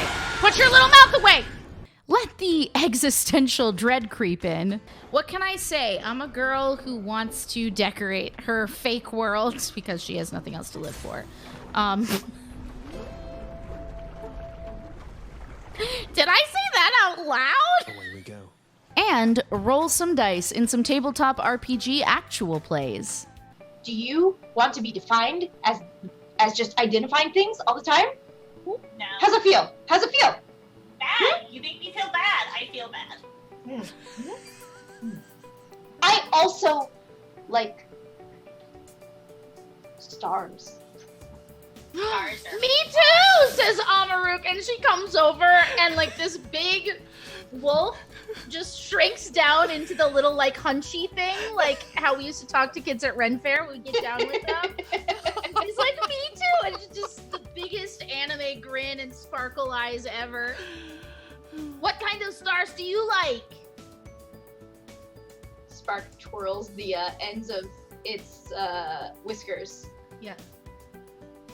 All of them. Me too. Oh my god! All in all, I spend my whole life trying to make a boatload of riveting content for you out there, the baby bards. So if any of that sounds up your alley, subscribe to my channel for weekly videos and new adventures beyond every horizon. Welcome to Hearthsinger Games, where I live my quest life. Back, everyone. Did I scare you, B? A little bit. There was a little bit more energy than I anticipated. Well, that's because I've had cups of Geek Grind, the Pathfinder edition. We're good at this. I don't Keep know going. what you're going to get if you win these, but these are two of the Pathfinder ones that I own, which is Goblin Gulp and Cadian's Cup. They're yummy coffee, and their artwork on them is great. So it may or may not be the reason why I have spare bags of them in my house. Because this is a coffee drinker house, so we definitely have a lot of coffee. So before we get back into it, I would like to say thank you all so much for donating so far. We got about an hour and a half left, which means we've got 2 events that we've got to go through, and we have 1 refresh of everyone's character as soon as they tap out and need that power from all of you. But you all can still donate and give them little bonuses and buffs, or give me bonuses and buffs. Just throwing that one out there. Nope. If you if you want to make it harder for them. So let's go to it. You all enter a room, and this room, very similar to outside, but you're inside, so that's how it's different. No, there are large pillars to the left and the right side. Some of them have collapsed and fallen over. You can see crystals below you, in the grounds below you, that lightning has sparking and shocking between. This room full of guards all along the left and the right side. Do you all see it yet? Perfect. Just want to make sure. I want to make sure everyone can see it and that I didn't accidentally put you on like a weird place. So we're going to continue on. You can see that this hallway is full of zombies. The electricity has reduced, and we're going to start up at the very, you know what? Where did we kind of ended at B, so I feel bad. We're going to start with Sarah. Sarah, you're going to have the first action in here. What would you like to do? Okay, well, I would like to attack the nearest guard. Okay, go for it. And just to confirm, since we had the break in between, I'm no longer large, as Miss Keto had made me large last time. So you can still be large if you would like. Large amount of time hasn't passed. We took a 10-minute break, but your characters did not. I would like to hang on to that size enhancement for now then. Okay. All right, so I'm going to attack the nearest one to me. And that is going to be a 36 to hit. 36 definitely hits. That is a critical, almost by 2. Their AC is not very high. It is an 18 to hit, but they've got a lot of hit points. Awesome. All right. Well, and refresh my memory. I was using my power attack, which already has 2 extra damage die. So for critical, how much more do I add onto that? You're going to roll your normal damage, and then you're just going to double everything. Wonderful. All right. Let me add this up. Well, I'm rolling a little low, so that's good. So 26 times 2 would be 52 damage. Amazing. You describe how you knock this character down to half health in one hit. I would like to do sort of a vertical straight down slash, and if I can, just kind of lop off 2 of its limbs. Just one side, both the arm and the leg. What I will say is your axe cuts in through the icy body, and its arm falls off, and you can see that shatters throughout its entire body, like you have shattered the icy out exterior that this creature is, and you have weakened it and made it easier for others to harm. I want it to stay standing up, so you don't get an arm and a leg. You definitely lop off an icy arm, as you can see it kind of like trying to move forward by itself, like idle Marvelous.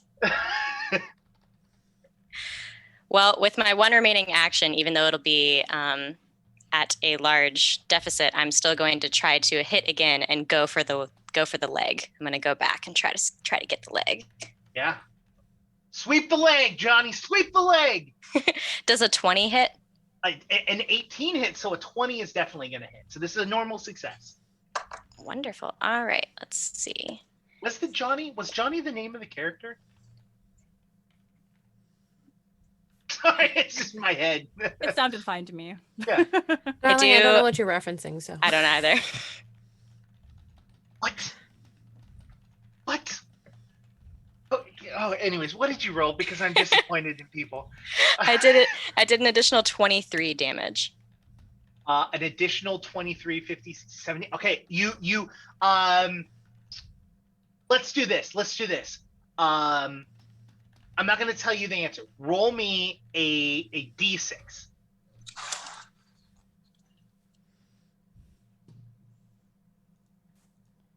Two. Odds you did normal damage. Evens, you took the leg.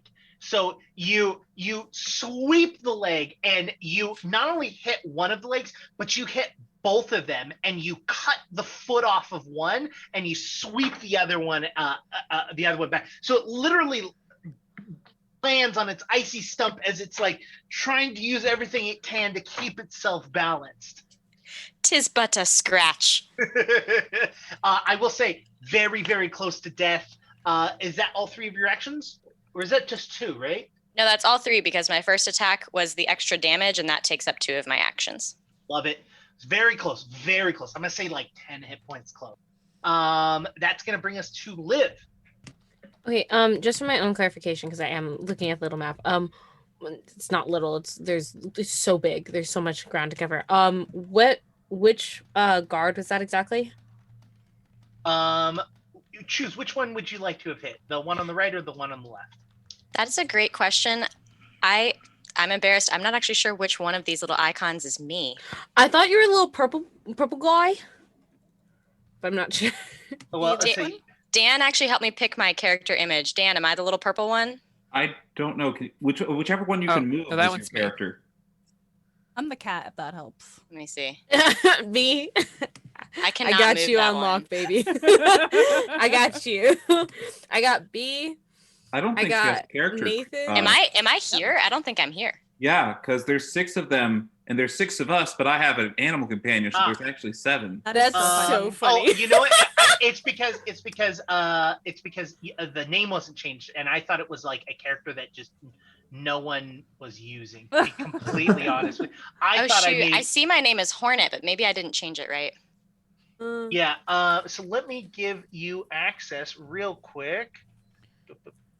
2 places. In Roll20 on the top right-hand side, if you look at the little folded over newspaper, whatever the default name is in there, if you want to edit that, I think. I don't Hashtag see. not sponsored. I don't see anything when I click the newspaper. That's on Jake. That's on me. That's on me. Because I didn't give anyone control of that character. It's fine. We love the mistakes. If you click out of that and click back, do you have it now? Oh wait. Oh, I'm dumb. I'm double dumb. Did you not assign it to her? Yeah. I'm double dog dumb. Okay, you get like a C-. You did the work, but you didn't like show how you did it. Look, okay, you know what? I wish I could use Roll20 more often. I just don't. But I got these lovely maps, so I have to use Roll20 now. So like that's a thing. Which I don't know why we can't see that on the stream for some reason. I'm gonna put everyone over again. It's okay. That's fine. That's the one that's in my range. And that's all that really matters, you know? That's all that actually matters in this moment, in this time, in this era. Because I don't have to move, which means I can do 3 attacks. Right? That's how that math figures, right? Yeah. Let it rip. Let it rip. Okay, cool. So we're gonna go in for 1 right now. And I'm going to do an unbalancing finisher. Okay. Ooh, that's gonna be 23 to hit. 23 is going to hit, yeah. Okay, cool. And that's gonna be 10 points of damage. So I said it only had 10 left, and that is enough. Oh, perfect. So Awesome. it is down. I'm gonna do one other thing, Liv. Not because chat suggested it, but because it made me think about it. Liv, I will give you panache every time you make an attack and you say finish him. Finish him. I felt it in my soul. I got chills. And that's coming from Nathan the voice. So that is like, that is. Oh, should I ASMR the next one? Anyway. Okay, so it is cool. down. You have 2 more actions, and you have panache now. So I do. So I'm gonna move right over there. We're gonna get up in close. Oh wait, that's not what I need. And we're gonna. So that's 1 move, and then I'm gonna do another. I'm gonna do another unbalancing finisher just because I have the rest of my crew there, and that'll make them easier to hit in the future. That's going to be. I don't know why I'm acting like I can do math. Bimbo only. That's gonna be a 31 to hit. 31 is a critical. Okay, so that's gonna be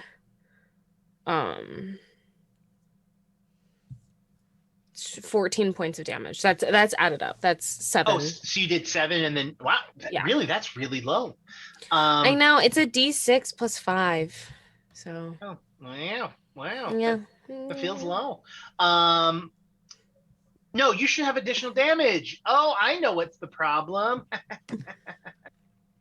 You're not using the auto leveling thing. I believe it's 2d6 additional. Well, look at all that damage I was doing with just 1d6. Wow, you love to see it, folks. She's great. Unappreciated in her era.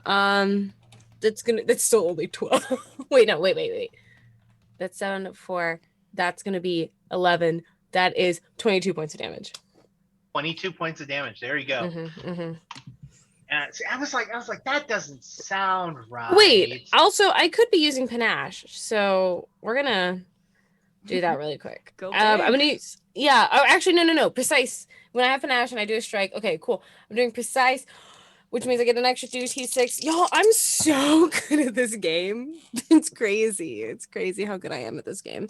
So that was 22, and then we're gonna do another 14. So 92 plus 14. That's 36 points of damage. There we go. That is significantly better. Significantly better. Awesome. You love the mistakes. So that is all 3 of your actions, and I believe you did unbalancing, so it gets to make a roll or something, right? Against to become unbalanced. No, I don't think it makes to make a roll. It's let's see. Unbalancing finisher. Finish her. You attack with a flashy assault that leaves your target off balance. Make a melee strike. If you hit and deal damage, the target is flat-footed until the next turn. Boom. Okay, it is flat-footed. That means its AC is dropped. That's going to bring us to Anna. Your turn. So in the process of building out a complex shadow puppet, I'm going to cheer Rasan as they run by. It was awesome. And then the shadow starts to take shape, and I'm building out a dragon's head out of shadows.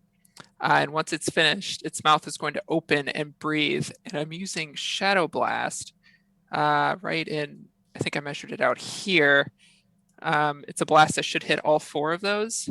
And it's going to be, I'm choosing force damage as the shadow dragon breathes out into that space. It's a basic reflex or will save. It's the target's choice. Okay. Are you hitting more than one of them? Yes. If I land it here, it should hit all 4 of those. Okay. I will roll 4 d20s then. DC 29.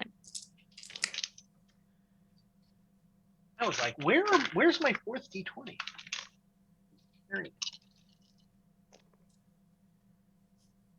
Oh, see, why am I not rolling that dice more often? That is the dice that I want. It's a reflex, right? Is that correct? A reflex or will. It's their choice. Yeah, they're going to do a will save surprisingly higher than their reflex. Really? So 16 was the highest, or sorry, 26 was the highest.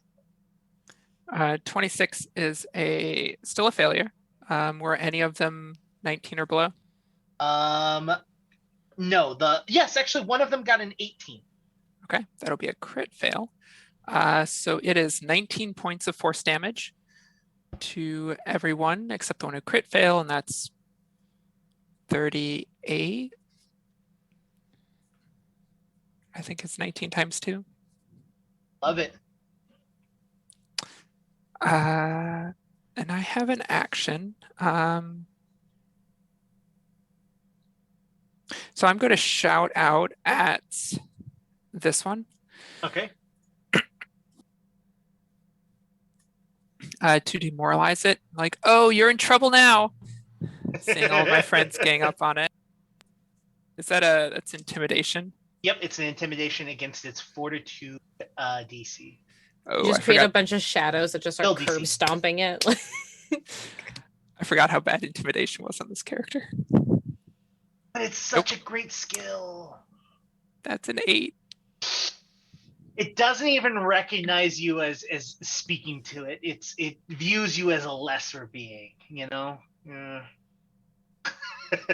That's my turn. That is your turn. It's going to be Dan's turn. Alrighty.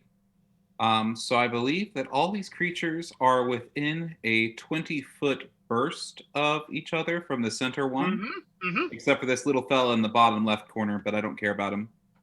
It just took 38 points of damage, so you know. Yeah. So, little fun fact about D&D and Pathfinder is one of the components for casting Fireball is guano. So, yeah, Miss Keto is going to go ahead and pull out one of her pet, diaper bags, as you will, kind of flings it around and chucks it at the center zombie, casting Fireball. I need all of them to make a basic reflex save. Okay. By the way, I will start rolling my d6s. My Google search history now has the words, is guano flammable? Because I'm just curious now. And if it's okay with everyone else, I'd like to add one of our d8s to this since it's an area of effect attack. It's a Absolutely. D10. D10s. Yeah. Take it. Yeah. Also, not to get off topic, what guano-esque things aren't flammable?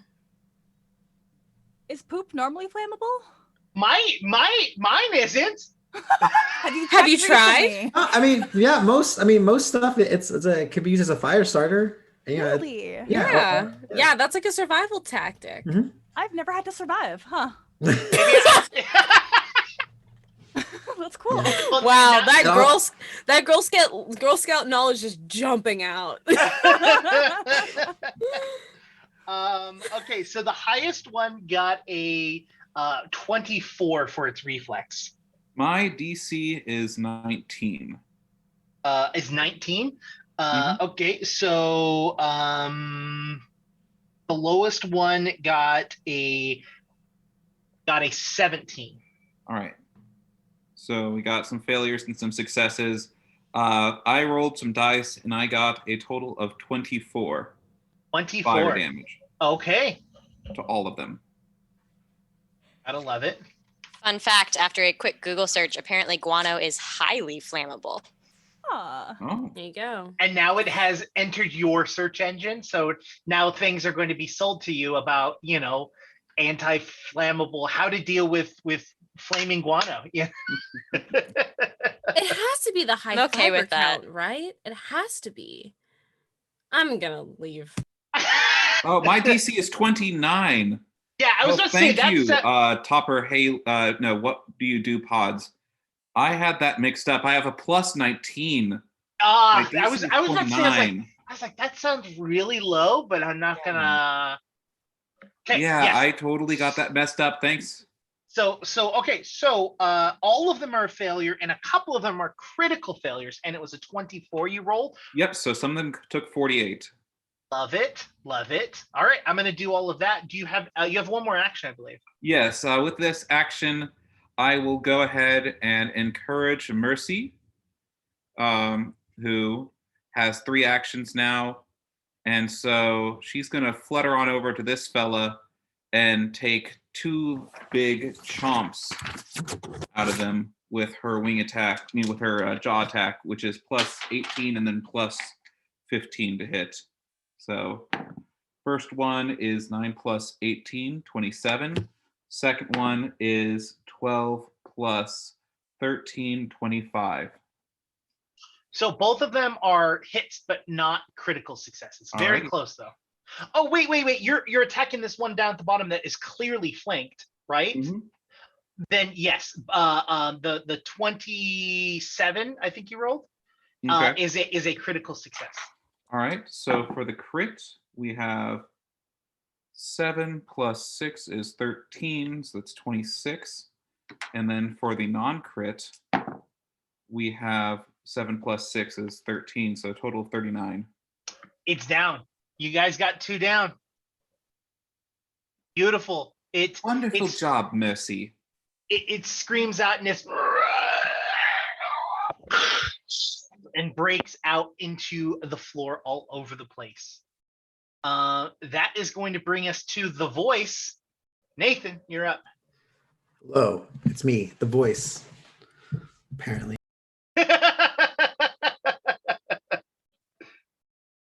Oh, you muted yourself. There you go. Okay. Well, seeing as the two closest are already gone and her capable party has handled them all and softened up a big chunk of them in the middle, Hazi will stride to boop, boop, boop, right here and will just do a regular strike against this guy. Okay. And I'm going to do that with my dice, which I hopefully didn't drop. I did not drop it. Cool, great. That's going to be a 37. A 37 is a critical, almost a double critical. Look, you all might have these fantastical, amazing, spectacular, chaotic characters. I walked into this like a honed edge, just an expert at my singular thing that I do. And this is it. That's going to be 9, 20. That's going to be 28 points of piercing damage. Love it. It is still alive. Still, oh. All right, I guess I'll just do another one then, just to finish it off. Just because that's all I got. Okay, 25 to hit. 25 to hit is a success. All right, cool. So just 2 regular dice. That's going to be a total of 16 piercing damage against this thing. Describe to me how you kill it. Well, with the first one, Hazi walks up, seeing these really grotesque undead things, and lets out her own ferocious growl, and she extends her own frills that she has. She's like a giant frilled lizard kind of thing. Stabs once with her spear, doesn't see it, doesn't get a good purchase, and this time with more heft in her strike, she forces it all the way through its body, and with just like a triumphant like snarl, she will kick it off her spear and just kind of spit at it, and just say this dead things stay dead, and that will be it. She got no she's nothing flashy. She's if anything just resourceful and efficient. Look, in every comedy group there's always a straight man, and that is what she is right now, you know. B, that brings us to you. I am pulling out my bag of exclusively D6 because I am going to cast Fire Ray. Ooh. I need a lot of D6s for this. So hold on, let me move my little cat body. Where's the ruler? I could reach that anyways. I don't have to move myself. So I have to roll. Okay, so hear me out. How many D6s am I rolling? If this is a move that traditionally rolls with 2d6 fire damage, I'm casting this at my current level. Okay. How many D6? Which ability is this one? Fire Ray? Fire Ray. Fire Ray. Okay. All of you, if you ever play Pathfinder 2nd Edition, I cannot praise Archives of Nethys enough. That's what I'm using, and it's dark mode, so I'm not blinded every time I open it up. It defaults to dark mode. Oh, nice. It's God, I hate white backgrounds. Burns my eyes. Okay, so a blazing band of fire arcs through the air, making a spell attack roll that deals 2d6 fire damage, and it goes up 2d6 every level thereafter, and you are auto leveled to 5, so that means you are going to be doing 2, 4, 6, 8, 10 d6 damage, but you have to roll a spell attack first. Yep. You're gonna hit, but well, that's an 18 on the dice. Oh, where did I just put that character sheet? That goes all the way up here, and math I get to add is not a whole lot. 20. Hold on. 27? ooh, you're 1 away from a critical hit. Don't we have like that D10, or do we use them all? There are multiple D10s still floating. You can either do a D10 or you could risk a reroll. It's up to you. D10. I'm just gonna go with the D10. Okay. Well, I don't have any D10s out yet. You can roll it if you want to. You don't have to because the lowest that you're gonna roll is a 1. Dude, So it was a 3. okay, wait, guess what? It's a critical success, which means not only do you double your damage, but you also do an additional 1d4 precision damage of fire on top of that. So you're going to be rolling. You're going to be rolling 2, 4, 6, 8, 10 d6 and 5d4. I'm doing this in one hand. One. Anyone else see the TikToks where that dude's putting goldfish in his hand and they're like trying to compete? B's over here looking like, look at all these dice. Oh my god, I have to math. Okay. MDOS this bitch. Let's go. Oh, sorry.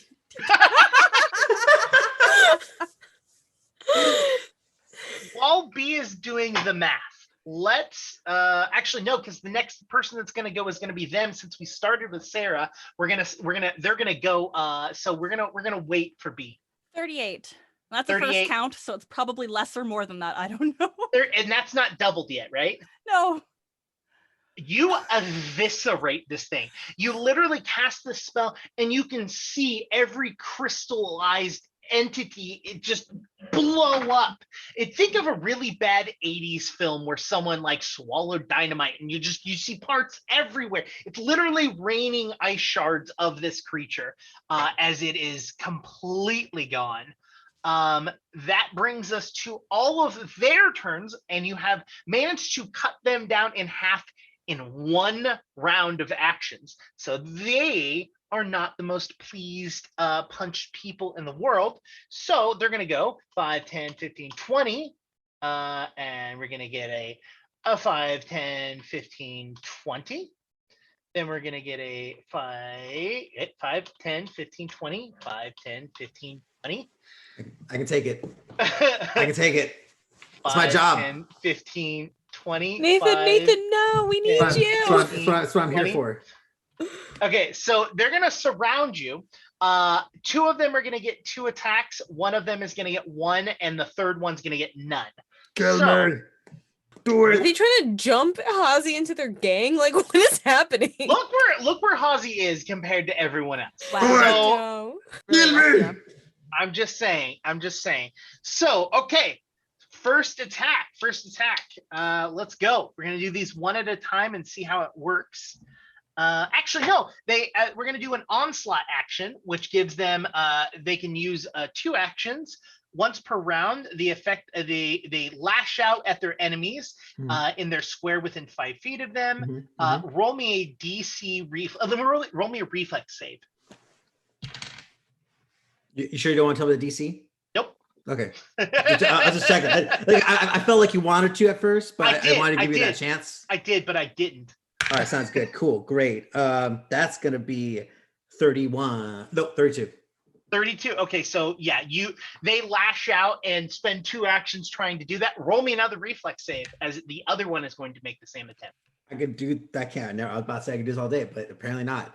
Do we got a reroll? Can I do a reroll? Is that still available? It's still there. Good up, my friend. We'll go do it. It was the same one. The same thing. What do you got? It will be a 23. A 23. Okay, Yeah. It's a success, but not a critical. Okay. Which you're gonna chuckle at yourself because you're gonna go like, wow, I made a reroll for 18 points of damage minus half since it was a success. So you're gonna take 9 points of damage. That's fine. I mean, look, you saying I'm chuckling at myself, but I'm just chuckles over here. I'm just a big old clown face. Here's my question: how are you doing health wise? You should be fine. Yeah, I'm fine. Don't worry. Yeah. Me. I'm great. Yeah. You're good. Yeah. All right. So the other ones are just gonna flat out just try and attack you, which is only one more. Okay. Does a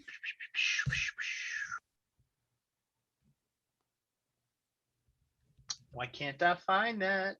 Oh, does a 30 hit? It does not.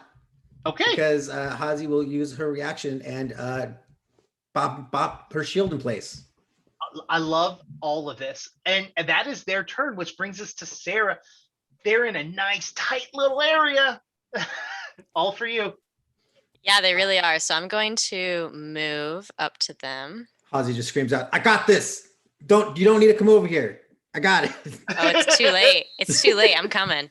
So I'm going to use my swipe to roll against both of these enemies that I can reach right here. And attack both of them at once.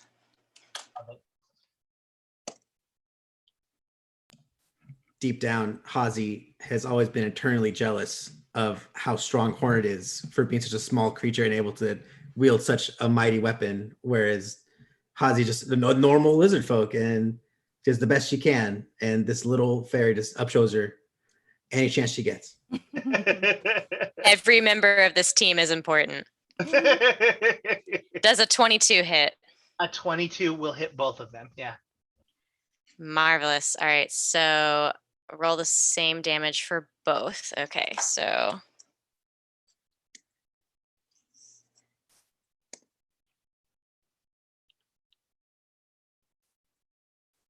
and because I'm still large from Dan making me bigger, that's a total of 22 damage to each of them.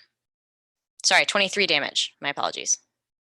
23 damage. Love it. Still alive though. Still alive, but very close. What would you like to do for your third action? Did my move count? Because the swipe on two of them counts as two actions, so I think I'm done. Yeah. That is all three of your actions. So that brings us to Liv. Okay. I'm gonna move right up in here. I'm just gonna get right nestled and tight, hang out with the crew. Like you do, Yeah, like you do. And let's see. That's one. So basically I'm gonna use both of my remaining two actions to kind of like split the tide. Like I'm gonna hit one and then hit the other. Okay. So basically just like one big flourishing spin kind of a move. Just get them all. Everybody can catch these hands.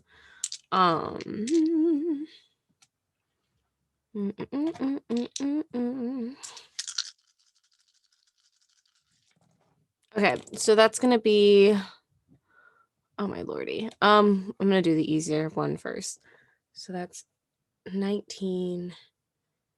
That's gonna be 39 to hit one. That is a double critical, which means nothing other than the fact that it is a critical. Thank you. I appreciate that nonetheless. Oh wait, let me try to think of my things. We're gonna make, because that one's already been hit before. I'm gonna, sorry, in my mind, that's the one that's next to that Hornet would have just hit. Okay. Yeah. So I'm gonna use stunning finisher on that one. Okay. Yeah, and then that one's also going to be a precise strike, if that's cool. Good. Yeah, cool. So that's gonna be 12 points of damage, and I'm gonna roll the 2d6 again, making it so that's gonna be 12 plus 16, so that's 28 points of damage to that one. And you kill it. Cool. You love to see it. And then I'm gonna do a unbalancing finisher on the other one, and that is going to be 32 to hit. Yes, that is a critical. Okay, cool. And that's gonna be 18 points of damage to that one. Okay, that one's barely stand. Oh no, that one's fine. That one's still alive. Okay, cool. All right, that brings us to Anna. Okay. I have the unfortunate situation that so many of my spells don't work against undead. So, are any of them looking like they're on the edge of death? Yes. You're gonna also love the next room, so okay. If it makes you feel better. Which ones look worse? Like the worst? This one up here looks the worst. That one. Okay. Then I am going to create little shadow puppets of bees and send them flying at that one. I'm going to use all 3 actions to do 3 magic missiles. Bees. Hazi hates bees. This is a nightmare. Ooh, that was a terrible roll. Okay, so Yeah. I gave Liv something. So I'm gonna give you this option. Give me your best hand puppet, and I will let you re-roll all of your damage. I want to see the best like hand puppet, hand whatever you got. I don't have much. I said the best one you got. It doesn't have The to best be great. one. The little bird that everybody can do. Hey, that's I love it. So go ahead and re-roll the damage. I was going to practice some of them, but I couldn't figure out how to set up where I could also do shadow puppets. So, which is good because it was 3 ones. Yeah. That's much better. That is 6, 7 plus 3 is 10 points of damage as all of these bees impact. It is still alive even with 10 points.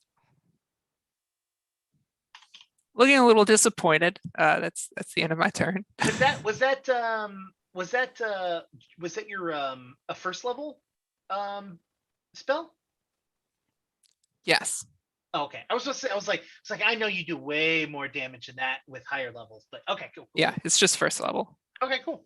That is all 3 of your actions, so that is going to bring us to Dan. Alrighty. Mercy is still hasted, so she is going to fly over into the middle of the things, and because she can fly, is it okay if she overlaps with Nathan? Yeah, that's fine. All right. And I'm going to use one of my actions to command Mercy, giving her yet another action, which allows her to use her signature move, Wing Thrash. She makes 3 wing attacks against adjacent foes. Love it. So that is a 32. That is a natural 20, giving a total of 36. And that is a 27. 27. 27 is a success, not a critical though. You're 1 off. Use D10. Use D10. Yeah, do we got more D10s? You guys have 2 more. I'm just telling everybody. And chat's money. And how many more rerolls do we have? You have at least 3 more rerolls. I'll just re-roll that one and see if I can do better than an 11. 13. That's 2 more than I had, so that's a crit also. Love it. Alrighty. So they're all going to take 2d4 plus 6 and then double. Do you want me to roll individually or just roll once and apply it to all of them? Just roll once and we'll apply it to everyone. Okay.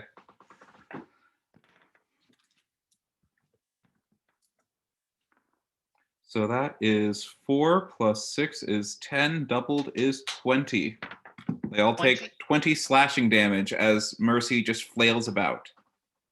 That takes out 2 of them. Boom. Awesome. And boom. Way to go, Mercy! Yeah, bird, yeah! Love it.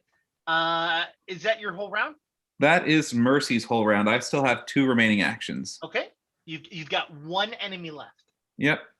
I am going to just go ahead and give it a little zap with my electric arc spell. I need it to make a basic reflex save, please. Alrighty. Ooh. All 13. ones? 13. 13 is a critical failure. It is going to take 8, 12, 15 doubled is 30, taking 30 electric damage. And the electricity just pops it. And you finish it off. And that is the last one in this room. You all get a little you all hear the faint sounds You don't know where or who's doing it. You assume it has to do with some It's me. some hand puppets. Oh, or something, Ophelia. yeah. You The all- bees are just doing a little chorus.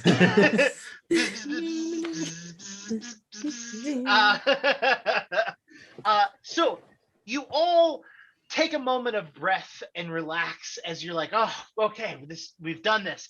As you hear the roar coming from the other room, and you move forward, and there is the crystal in the center of the room. Alongside it, you see a young cloud dragon and an ice Yanni standing by the side. Both of them large creatures, ready to go, ready to fight you, to defend this corrupted crystal. As you can see black ooze and goo just dripping off of it, and the lightning moving from it, not its normal blue lightning, but black lightning just shooting off. Not the superhero, he's cool, but you see that arcing off of it as they are ready to fight you and are ready to go. So Dan was the last person to go. Let me place everyone out there, but Nathan, you are going to be the first to start us off. Yeah, Really quick. Nathan. And, Darlings. Oh, yes. Do we want to cash in on that little game? Oh, if we could take a break, that would be wonderful. yeah, yeah. Absolutely. Let's just back into the room. Yeah. We like step back. We're like, 1 second. Hazi's still smoking from all the lightning she got hit by, and like she's bleeding, and she's like, I can take him. We could do this. The blood that is pouring from all these. You know what? Hazi, darling, you got spunk. You got chutzpah. I love that. We're going to sit down. We're going to take a second. Cat nap. We're going to chill. Little cat nap. So Ophelia needs her spells. yeah, you as you walk through, actually, you don't need to take it back. As you walk through, you can feel the light just emanating from you, as you can tell that this crystal wants to be healed, that it wants to go back where it is, and it emanates you all with power as you all heal up magically from your wounds, and your spell slots return to the way that they were, and you are all back to full.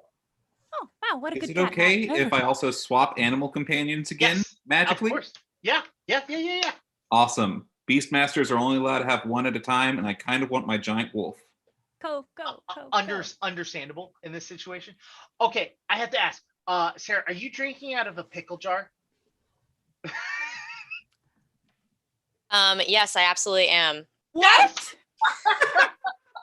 What? Wow. hold on, is there- Jar buddies. Let's go. Cheers, everybody. Grab your jar. I have my Coca-Cola cups that I super did not steal from Round Table Pizza. So, I have a roommate who has a problem. He can't throw away any glass jar ever, so it's now accumulated to about 80% of our drinking glasses in this Oh, my house. word. I mean, why And not? I'm not gonna lie, this holds probably 2 or 3, like volume wise, of a regular glass, and I kind of like that. If it works, No, it works. Now, No, I'm not it was, gonna. it was Now, not I'm judgment. I'm asking out of curiosity and a little bit of love and admiration. Why keep the label? Yeah. So, I think some of them, they tried to peel it off, but sometimes it just ends up being sticky even after going through the dishwasher. So they figured, we're not fancy. Let's just keep it. Yeah, and I want you to know there was zero judgment out of that. It was, I caught it out of the corner of my eye, and I was like, was that a pickle jar? And because I have ADD and I like just my brain just bounces, and I was like, I have to know. I have to know, was that a pickle jar? And I'm very glad that I asked that question. Oh, I felt no judgment at all. I loved having that question asked. I also love the idea of still keeping on the label. It's like it's a double down. It's like, yeah, ask me about it. Feel bad about the way you deal with your waste. I was in your life. almost unconsciously, I was even drinking it like turned away, like I was almost trying to hide it, and you were still like, that's a pickle jar. That's a pickle label. If I ever saw one, I need to get to the bottom of this. Listen, I don't know much, but I know a pickle jar when I see one. Look, I do know me some pickle jars. Trust me, I'm a big boy. I know and my family's from the south. We know pickles, all right? I'm a big pickle boy, and I know a pickle jar. All right. No further distractions from our giant pickle jars. We have an epic fight to happen amongst us. So Nathan, you're going to start us off. Right in front of you, see this ice Yanni, and you see this young cloud dragon. What would you like to do? Okay. All right. Is Hornet still big? Is Hornet still bigums? I'm going to say... You know what? I have given Liv the finish me. I have given Anna the hand puppets that are apparently explicit. Sarah, you want to be big? You can stay big. Woohoo! I will stay big. Okay. Hazi's gonna turn into Hornet and just kind of like pull out a coin and just go heads dragon, tails giant. Yeah. Sounds good. Okay. I'll flip a coin. But I don't have a coin on me, so I'm gonna roll a d6. I have a little coin. We're gonna see this little this octopus's heads. All right. Okay. A one shut ups. Tails. So tails. All right. So then Yazi will go for the Yanni. Okay. Right. That's how you pronounced it. Okay. Cool. Yep. Great. YAI. I am not the best pronunciator. All right. So, but it is YAI. So I want to say Yanni. Yeah. No, that sounds good to me.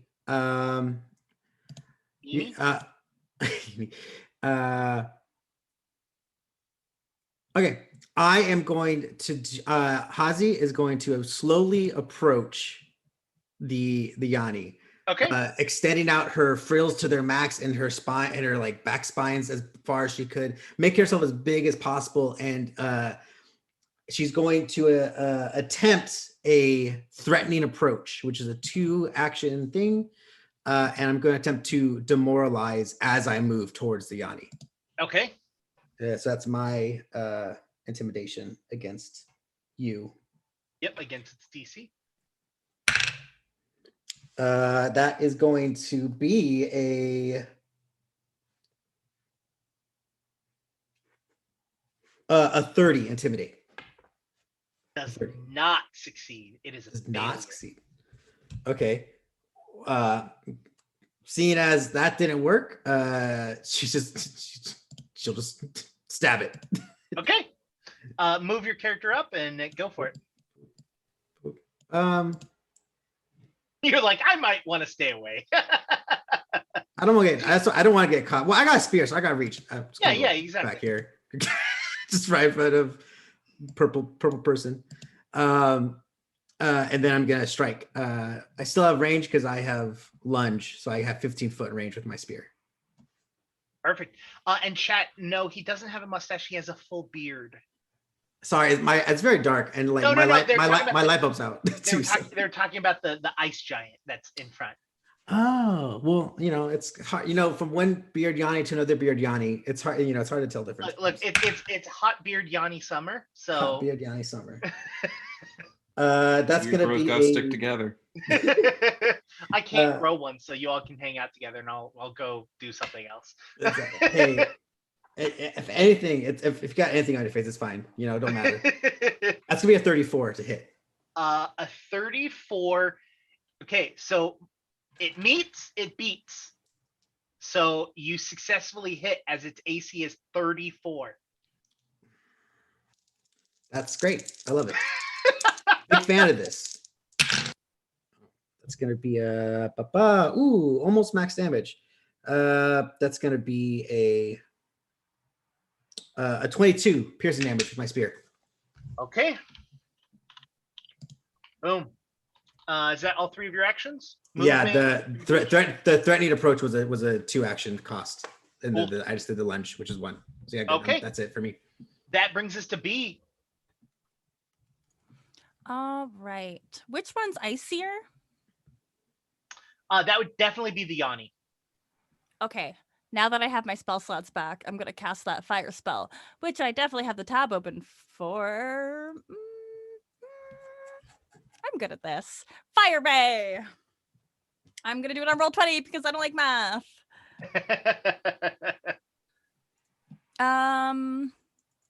I have some d4s that I have to add.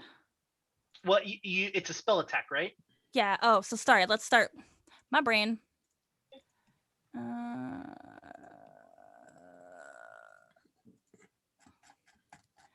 Scroll all the way up here. That's gonna be. Chat wants to know which one has more drip. I think it's the Yanni. You think it's the Yanni? I don't know. Yeah. The Yanni's a monk, so like I don't think I never see monks as people with drip. The dragons, they've got hordes. So okay. I'm gonna say the dragon in this situation. I would make the argument though that monks got more swag. Right? Yeah. It's just in the pose. Like I mean, just all that. Good. But you can't loot swag, you know? You can loot drip though. My brain forgot the number I said. I'm just does a 29 hit? A 29 is a miss. But its AC is a 34. You have a 29, which means you're 5 off. You have 2 more D10s and you have 2 more rerolls. I'll use a reroll. I think I kicked my D20 somewhere. And then, of course, chat can always donate more to give you more. It's the same. You got D10s. It's up to you. How important is this spell? You know what? I'm gonna take the fail. Okay. Because that's what, 1 action. No, I'm pretty sure that's a 2-action spell. Fire Ray is 2 actions. Then, with only 1 action left, I'm just gonna move my little cat butt back a little bit. Understandable. Just behind, I don't know, this person. They seem like a good person to have in front of me. Well, that would be Sarah, and it is Sarah's turn. I trust you. You got this, Hornet. All right, so I'm going to be riding my corgi, Caramel, into battle.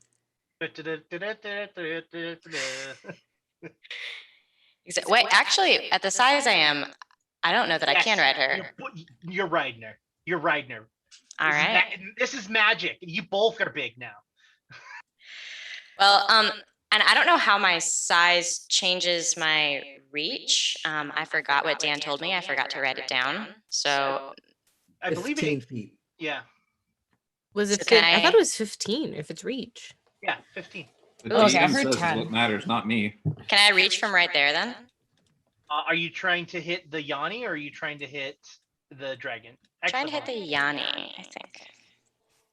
Yeah. Yeah. If you're trying to hit the Yanni, it's only 10 feet from there. Okay, so I'm going to attempt. Well, I'm going to move, and I'm going to rage. Okay. I'm going to finally use my rage. Love it. Best place for it. And I'm going to attempt a silencing strike on the Yanni.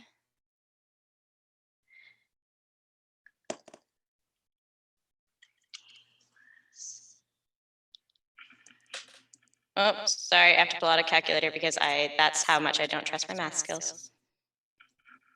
Does a 34 hit? A 34 meets it beats. So you barely hit it. Okay, so I need the Yanni to make a fortitude save with a DC 27. Okay, so its fortitude is a 21 before rolling. But I rolled a natural 1. Awesome. So does that count as a critical failure? It does. Yes. So on a crit fail, they are stunned 3. Ooh. And I don't know enough about Yanni's if they make spells or not, but if he needs to make a verbal spell or speak for any reason, he must pass a DC 11 flat check. Okay. Love it. Is that your whole turn? That is my whole turn. That is awesome. Spicy. Fast each time you regain an action. Yeah, so it would be its turn, but because it is stunned 3, it loses all 3 of its actions on this turn. So it cannot go. It cannot move on this turn. But the cloud dragon, in which you have all mistakenly decided to leave alone, has decided it's its turn. So everyone, please roll me a will save. This is a fear effect. So if any of you have anything about that, please be aware. We didn't ignore the dragon. We were just gonna have a different approach. Yeah. If you know what I They're mean. cuter, you know? Sure. It's so Ooh. Okay, so Mercy rolled a 29. I rolled a 21 with a nat 1. Okay, that's a critical failure. The DC is 26, everyone. 26. 28. You said will, right? Correct. A pass. I fear nothing. Hornet for I am a passes with a cat. 35. And Hornet is a hornet fairy. We fear nothing. You I guys rolled- mind if I use one of those re-rolls? Go for Go it. ahead. I got 28. I rolled another natural 1. Oh, Oh, you love are so it. scared. Opposite of that, I rolled a natural 20 Hey. for 38 total. you are immune from its fear aura, in which it has a frightening presence. So you are immune from that. I've seen worse things. Yeah, you're like, I make shadow puppets scarier than this. All right. So if it is a critical success, creature is unimmune. If you succeeded, you are frightened 1. If you failed, you are frightened 2. If you critically failed, you are frightened 4. What was the DC again? 26. Oh, all right. Okay. All right, that was its presence. That's just all of you being in its range. It's still gonna make an action and do some stuff like, I don't know, maybe it's breath attack. No. It huffs in a bunch of air and sparks lightning out, and is going to all of you in a 40-foot cone. So let's see. Yeah, you're all in that. Yeah, you're all in that. Okay. Mhm. So all of you roll me a basic reflex save. The DC is 29. And Oh my I'm gonna start gosh. rolling the dice now.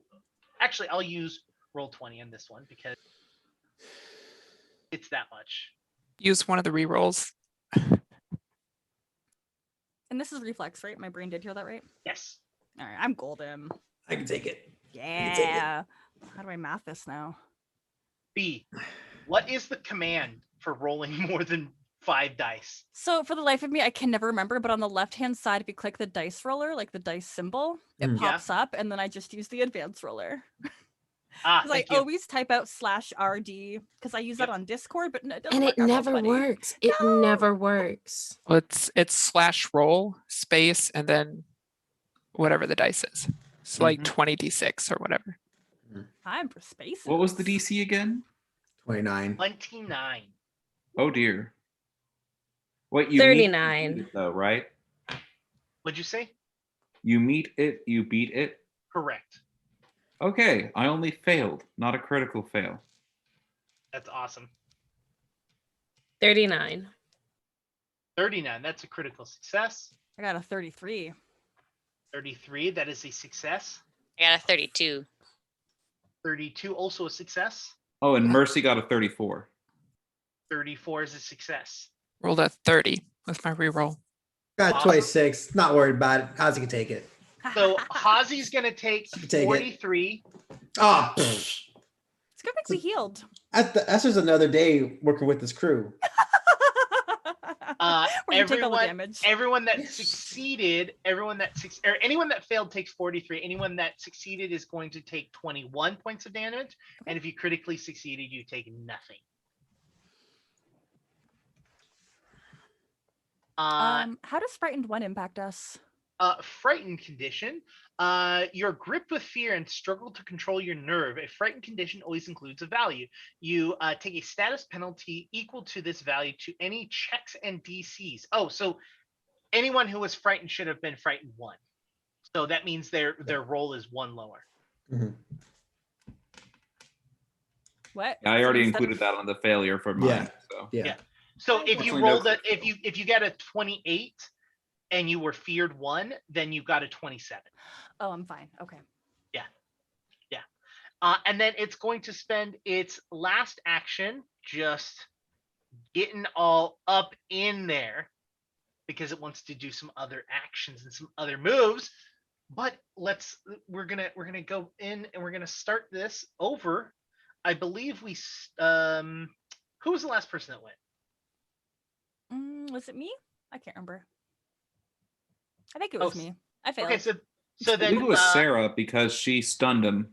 Yes, it was. Okay, so Look at Liv, your memory, Dan. Way to Liv, go. it is you.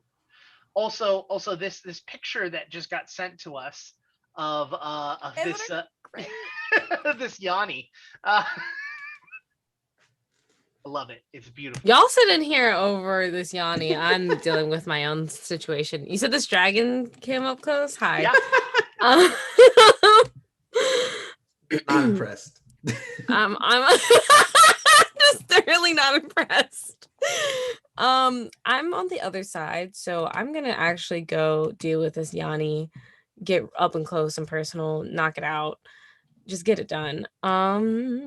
So I moved up. That was one action.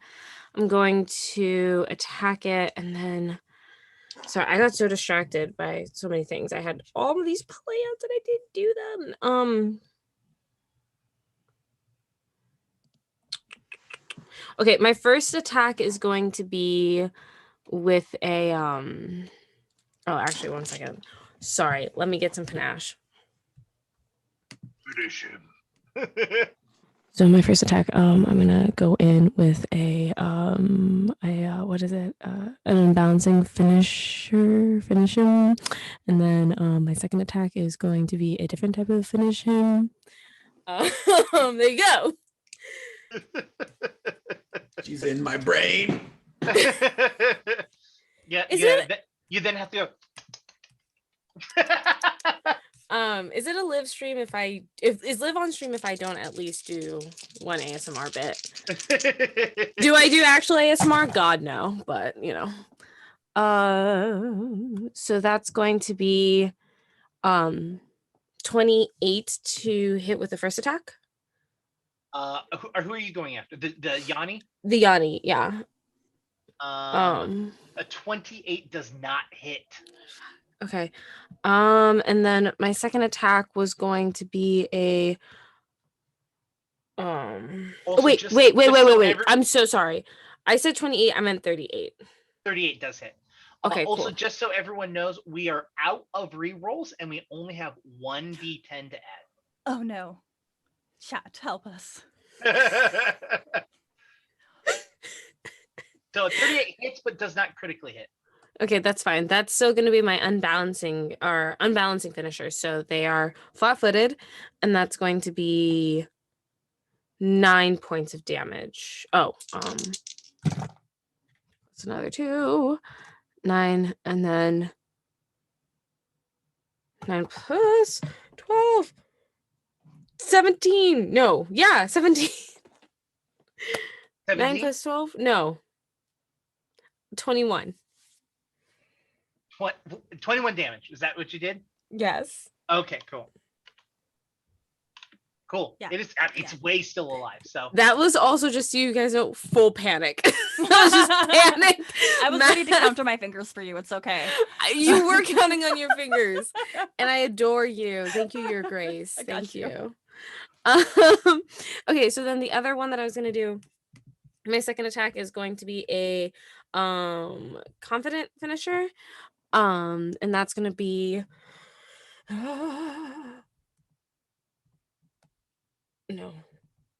no.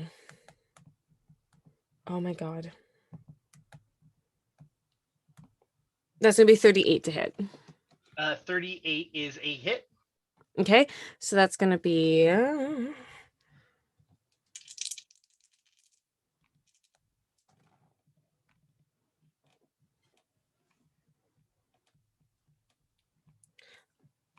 oh. Uh-oh. I feel like I got my playing fingies ready if you need any Grain counting. go. That's gonna be 28 points of damage. 28. Okay. No, yeah, sure, yeah. I believe you. No questions here. None. I've got none. Okay, it is still alive. But that is all 3 of your actions. Mm-hmm. Which brings us to Anna.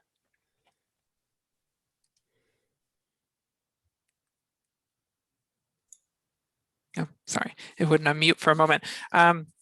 Okay, knowing we need to finish one of these off, I'm going to create a little shadow puppet of a rabbit that hops up onto Hazi's shadow shoulder.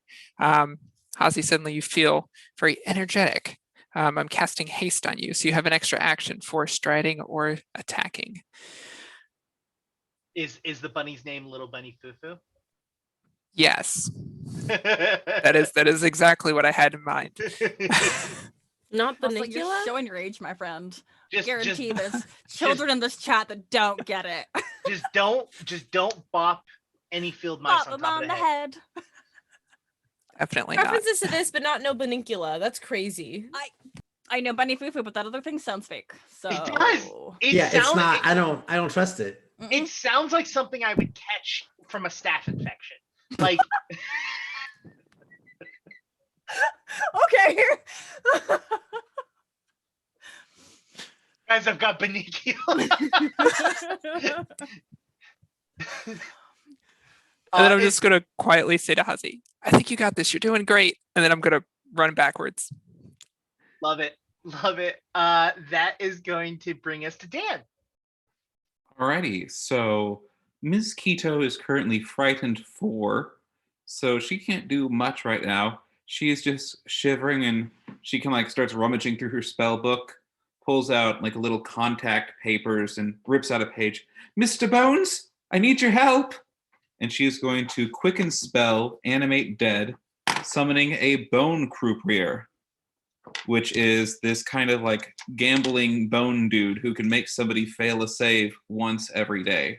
Ooh. So Mr. Bones will be helping out in the future, hopefully.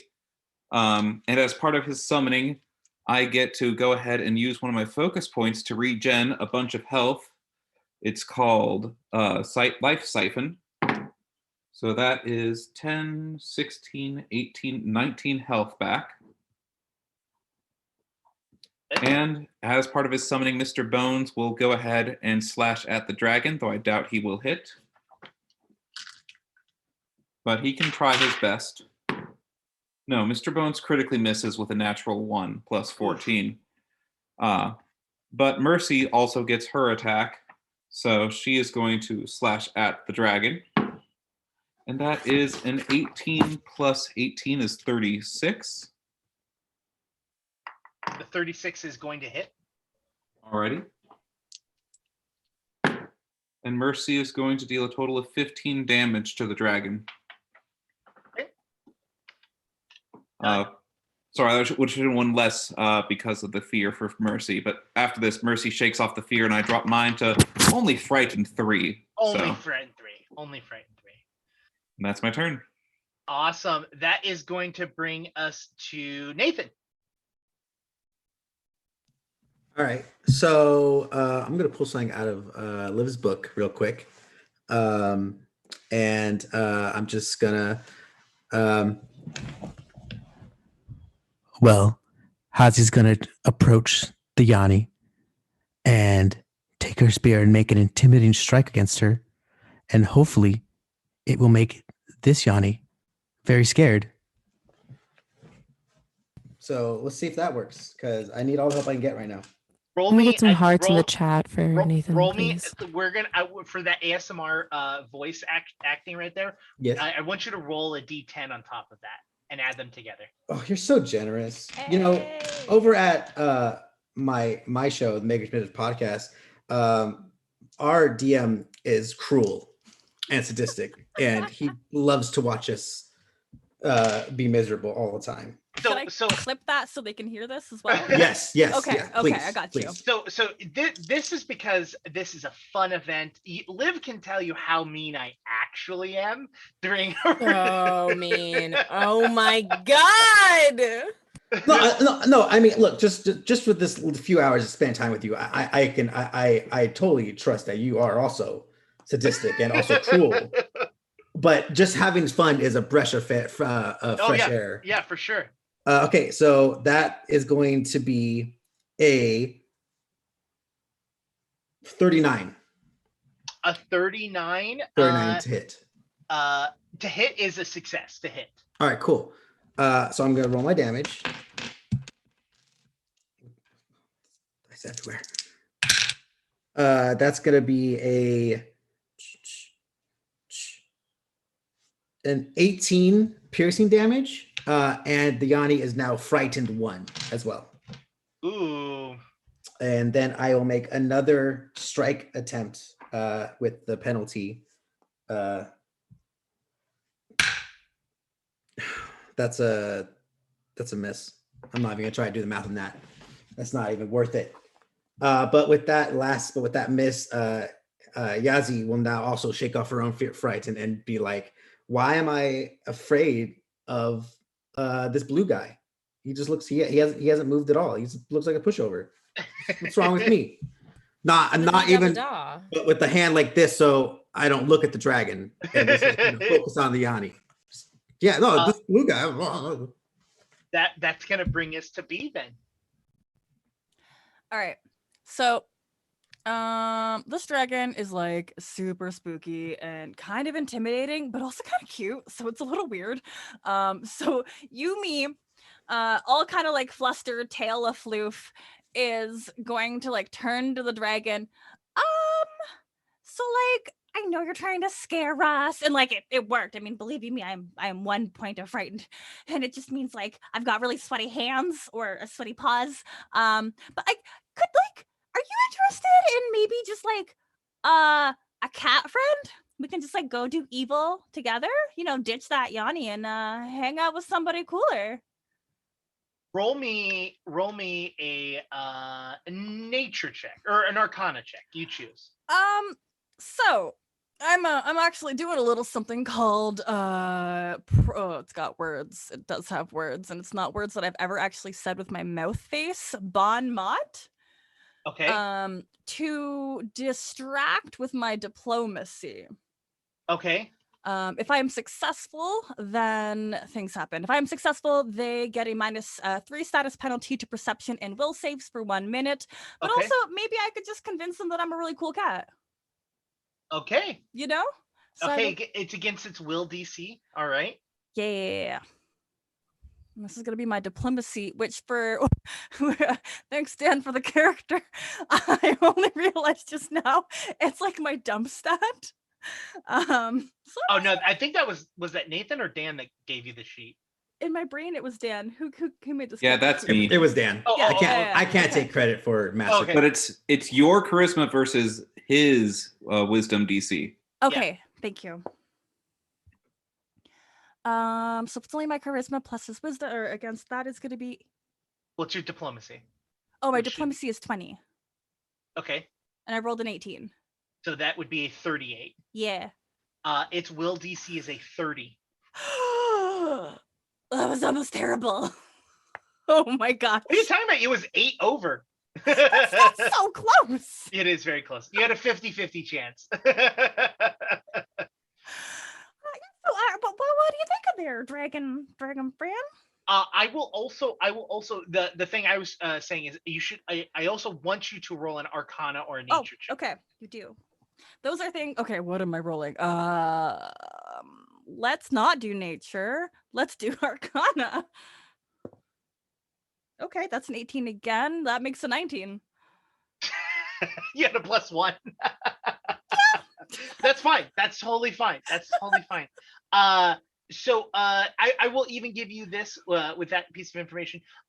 Young cloud dragons in general, are normally neutral creatures. Something is pushing this to be aggressive. Is it the Yanni? Tell me, blink twice if it is. I'm here to save you. I'm not going to give you any more information, but it is contemplating you what you had suggested. So you as your success. Okay. How many actions do you want to take that for? So you've used Bon Mot, which is one action. Mm-hmm. So you've only used one action. Okay. Then with my, what do I have? I've got like the super cute thing called illusory object, forming a convincing illusion of an object in front of me. And I think I want to just make my own version of the crystal, just like superimposed in front of it. Okay. So, just we're looking at contingency plans here.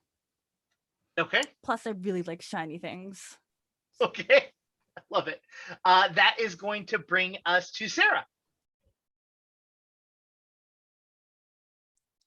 Sorry. Took me a second to find my unmute button. All right. I'm going to keep attacking the Yanni.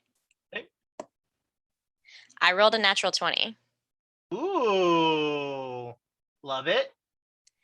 So my intention was to hit him with my power attack to do double damage, which would be a total of a 36 with a natural 20 to hit. Okay. And as the gods of time itself and charity and whatnot, all of your attacks are going to automatically, if you succeed, they're going to be counted as critical successes. If you critically success, we're going to double it again because we got 5 minutes to finish this bad boy off. Awesome. So before any wonderful extras, I got 46 points of damage. 46. So normally that would just double to 92. And we're going to double that. So we're going to do 184 points of damage. As your axe... What does that look like? Flame covers your axe as you swing into this Yanni and you cut into it, and you can see it starting to melt away as its chest is melting away, and it's just going like that, and it's like literally like barely standing. It has a total of 230 damage with all. I'm sorry, with what you've done is about 230 points of damage. It doesn't have a tremendous large amount. You also notice that there is a black viscous goo that has moved up its leg and is moving towards the crystal. You kind of get the idea, if you kill this Yanni, it's going to free the crystal. Yes. Ooh. Free the crystal, save the dragon. This is why I tell you, darlings, this is why Hornet's part of the crew. Look at her go. Hornet. It's all in the pickle jar, baby. It's all in the pickles. How many attacks? Do you have one more attack? I do have one more attack. Okay. So I will do my best to try to hit it again. A 25 doesn't hit it, does it? It doesn't, but you still have 1d10. Should I use the D10, gang? This is the moment. Hot rocks. All right. +5. Does a 30 hit? 30 doesn't hit, but the ventures of God and whatnot is going to allow it to hit. This is just a normal success. Yay. Marvelous. In that case,